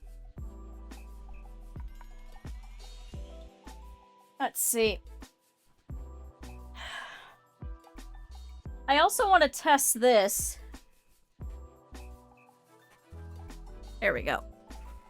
Because one of these I'm actually going to use for another plushie that's coming up. So I'm going to use this as practice. So let's see, chat. I need gold. I need just plain gold. No. No, not 24 karat gold. Good lord, no. That wouldn't work. That's too big. That's pink. That's for pins. Chat, I swear to God, if I open all this and I find the buckles in here, I'm gonna kill somebody. I mean, no, nobody's gonna die. I guess, none of these really fit.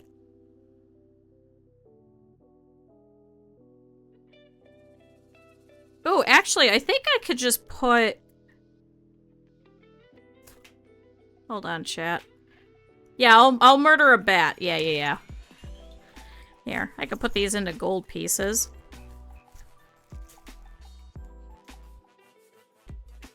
I have a gold... Oh, that's a tip thing. Well, that doesn't help.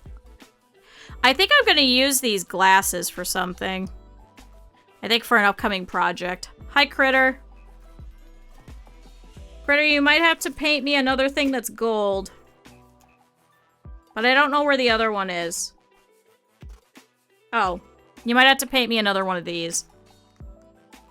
So let me pull one out. Thanks. I guess I have tiny gold baubles in here. I guess that'll work. They're very tiny, but they are gold. So let's see, chat.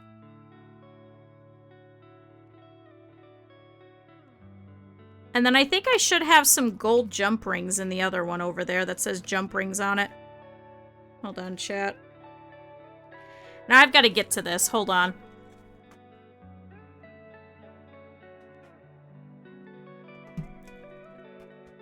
Chat, here's some ASMR. I'm not going to dump these this time. Because I need... Oh, that's got a rose on it. Are you serious? Oh, it's like the perfect size, too. Here's a little amber heart. That won't work. Here's... I guess we'll use this one. It's a little bigger. With my cookie box. No, it's a mooncake box. But yes, it is like the cookie box. Except instead of sewing supplies, it's beads. Which you also cannot eat. Alright, I don't think that's gonna work. I have to hand put all this back in, chat. Otherwise, I'm gonna dump it. We already had one thing dumped on stream. We're not doing it again. Chat, isn't this cute? Look at these black hearts. I should have put those on velvets, actually.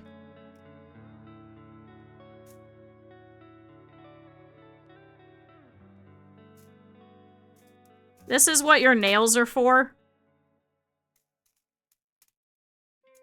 Ah! I dropped a couple of beads. That's okay. I'll have to go looking for them. This is still better than dumping all of these.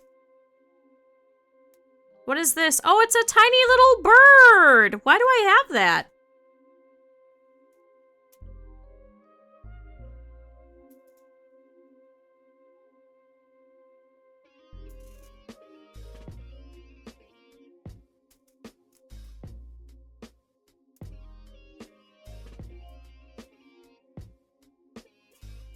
I need some microplastics. Christ almighty. It's not a cookie box. No, it's a moon cake. Which I would definitely not consider a cookie. If you're eating an entire moon cake, you need to stop. Don't do it.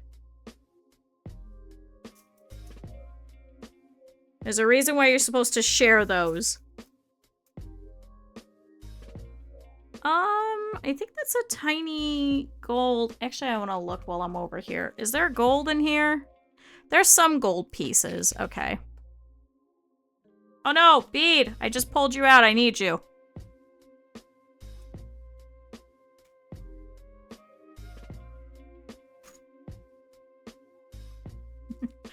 Not the beads. Guys, no, I can't dump these everywhere. That goes back in here. See, this is like the bag that I was talking about. This is the bag that it would be in. But I don't know where the hell those buckles are still.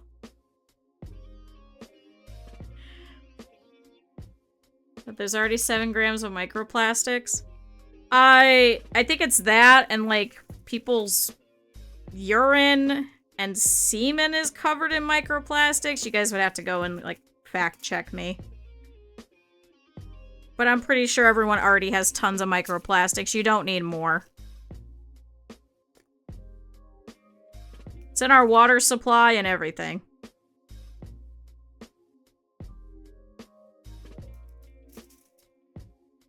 Let's see.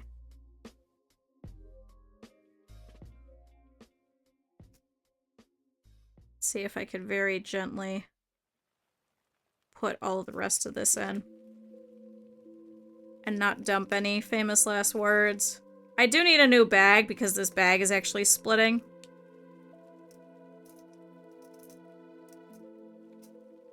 But it still works for now.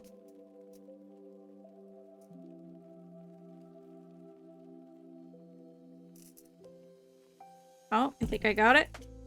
Sorry, chat. I didn't mean to hit you with it. Alright, there we go. Got it.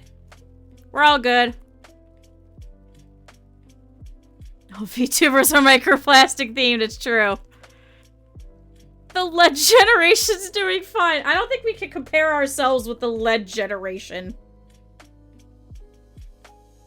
Alright, so that's all done.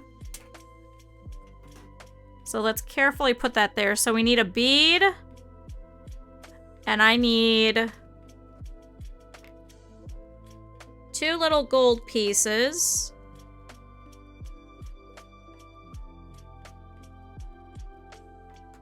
This one's stuck to something. Hold on. Okay. Do I have a gold chain in here? I don't think I do. Or I might. Let me see.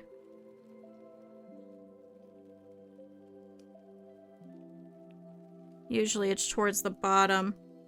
Oh, that's pretty. Here's a large gold piece. It's a little tarnished, but it works.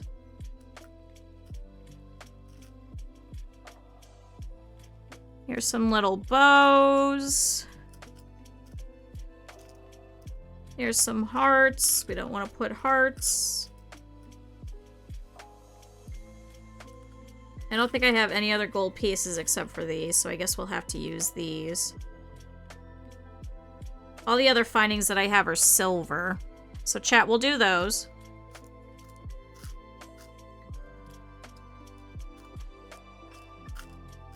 Yeah, we'll do those.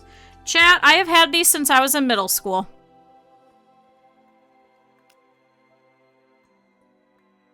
Uh-oh, I just dropped one. I'll have to go searching for it. Soul's like microplastics and another crab's treasure. Christ. Oh, nope, I need that. Oh, did I just put away that gold chain? Oh, damn it.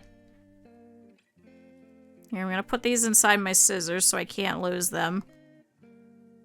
Damn it, I grabbed the... I forgot to make the little pellet bag to put in the bottom.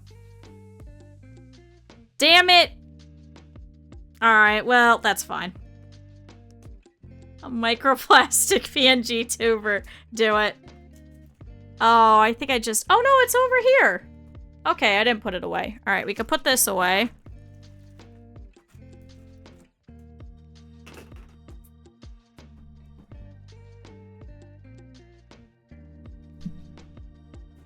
All right, so there's some beads on the floor. I'll have to look for that later. But chat, we got some chain here.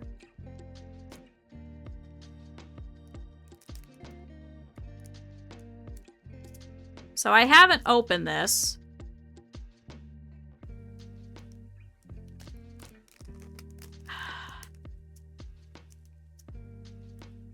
There's that.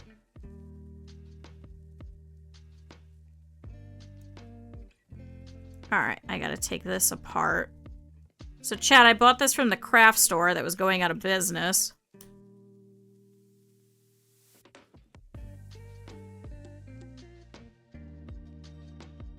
Also, somebody messaged me. I'm gonna have to deal with that after.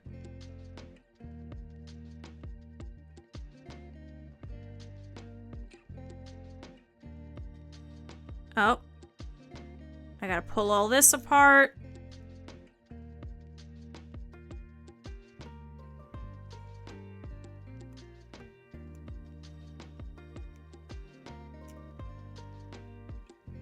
And let's pull this very carefully so I don't break this. Why is this not coming up? Hold on. Hold on, chat. Alright, there we go. So chat, here's that little chain. Now there is some little finding pieces over here. There should be enough for both projects. That's what I want to check before I go using this. Otherwise, I'll have to go take one of my old gold chains from upstairs that I don't use. Where's my junk scissors?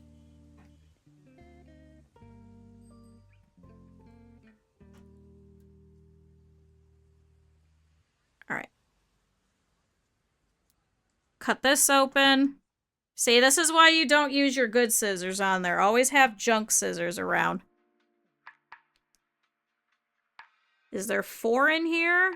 1, 2, 3, 4. Oh, thank God. Okay, so I should be able to use this. I only need a little bit of it. It's only going to go from, like, here to here. I might make it a little longer because it's kind of difficult to kind of maneuver it. So, actually, I don't think this is going to work. Damn, I was hoping this was going to be more malleable. It's not. Because I only need a loop like this, but I need it to kind of dangle. Damn it! Chat, I think I gotta go and steal one of my gold chains from upstairs. Well, shit. Well, shit. However, I can do this very carefully. So chat, this person has some accoutrement earrings. So we have these. These were originally silver. And we did actually paint these to match. So let's go ahead and put this on.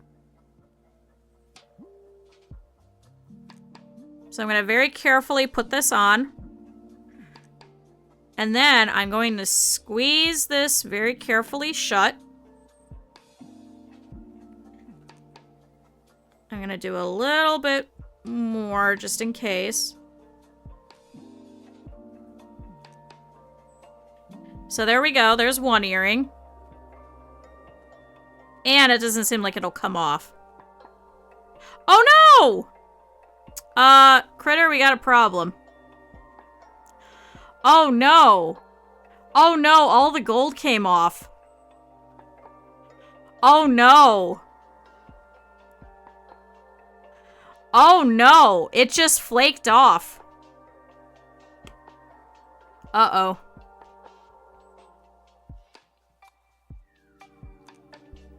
Oh no! Well, it's gone back to silver. Well, yeah, because I went to go put on some gold jewelry and it came off. Oops. Well.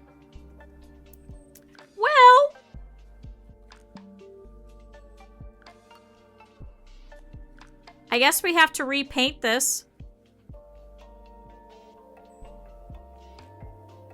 Oh yeah, chat, it's actually just coming off. So I guess the finish on it is making it where this gold isn't adhering.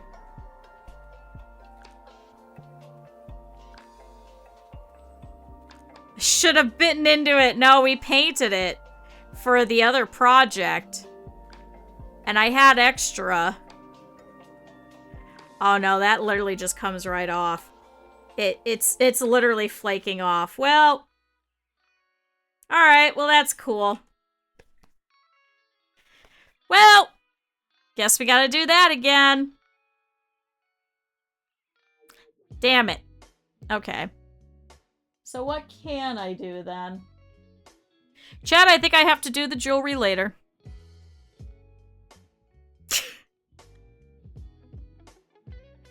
Because I can't put on the other stuff until this one's on. Damn it! Damn it, damn it, damn it.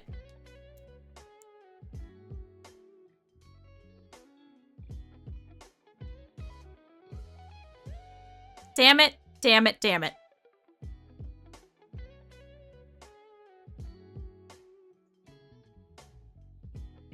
Well. So I think we have to take some sandpaper and I think we have to take off the finish that's underneath in order for it to adhere. Or we have to put some primer. Man. Well, that sucks. Well, there we go, chat. We made a bat. I can't finish it because I got to do this first. To be fair, I do have an extra one of these, so I guess if it does go bad, I do have 3 of these. So I'll always take care of it later. But chat, we made a bat. Chat, this is going to be a present for someone. Yeah, you see what I mean, Critter? Well, I mean, if you want to. Here's the gold. It just completely came off in one whole piece. That's kind of funny. I've never seen that happen before. The whole thing just came off.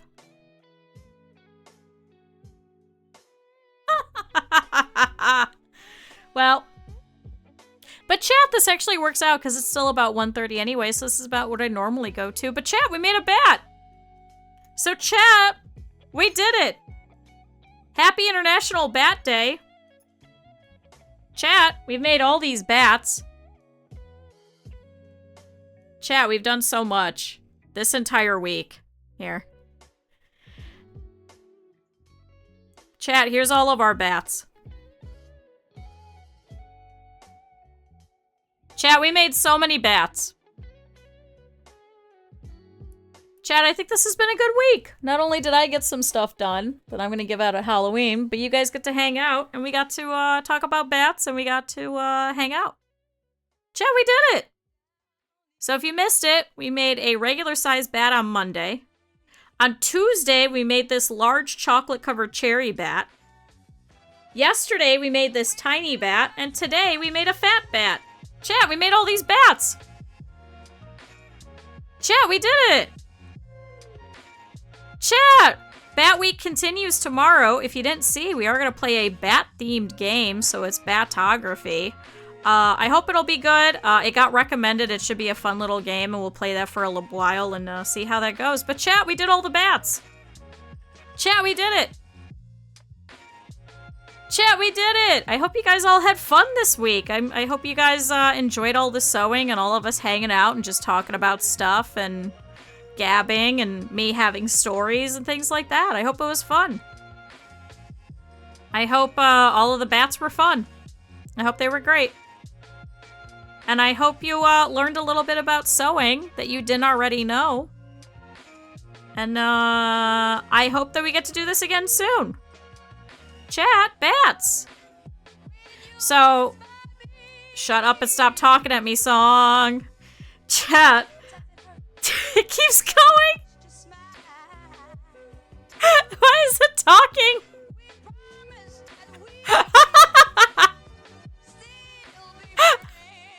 Sorry, I wasn't expecting the just sudden singing and talking.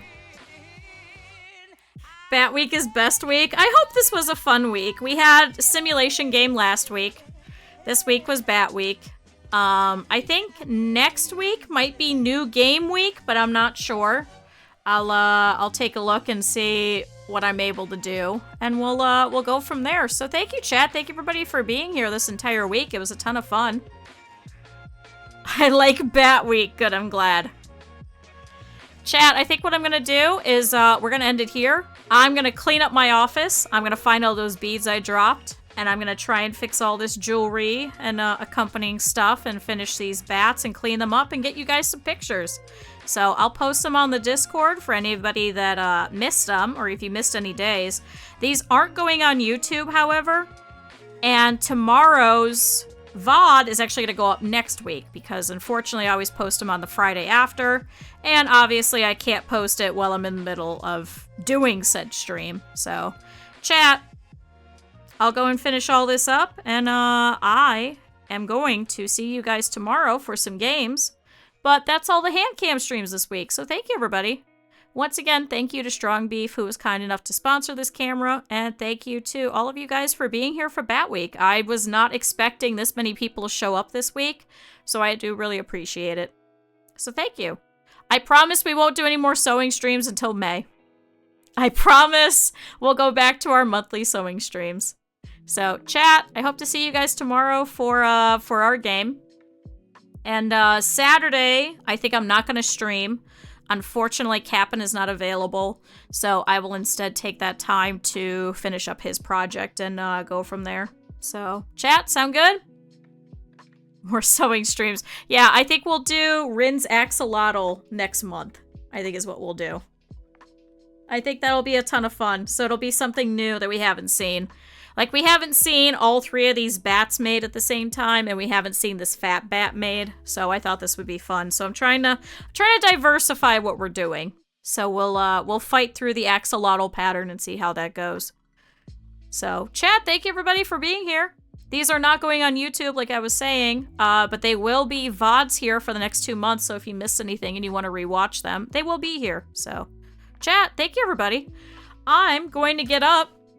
I'm going to go see who we can go and raid. And I'm gonna run over some stuff. But I will see you guys tomorrow. Thank you everybody for being here. And I'll see you guys then. Bye-bye. See if I can get up. Oh, chat, I'm not stuck. Bye, chat. I'll send you on your way. Goodbye.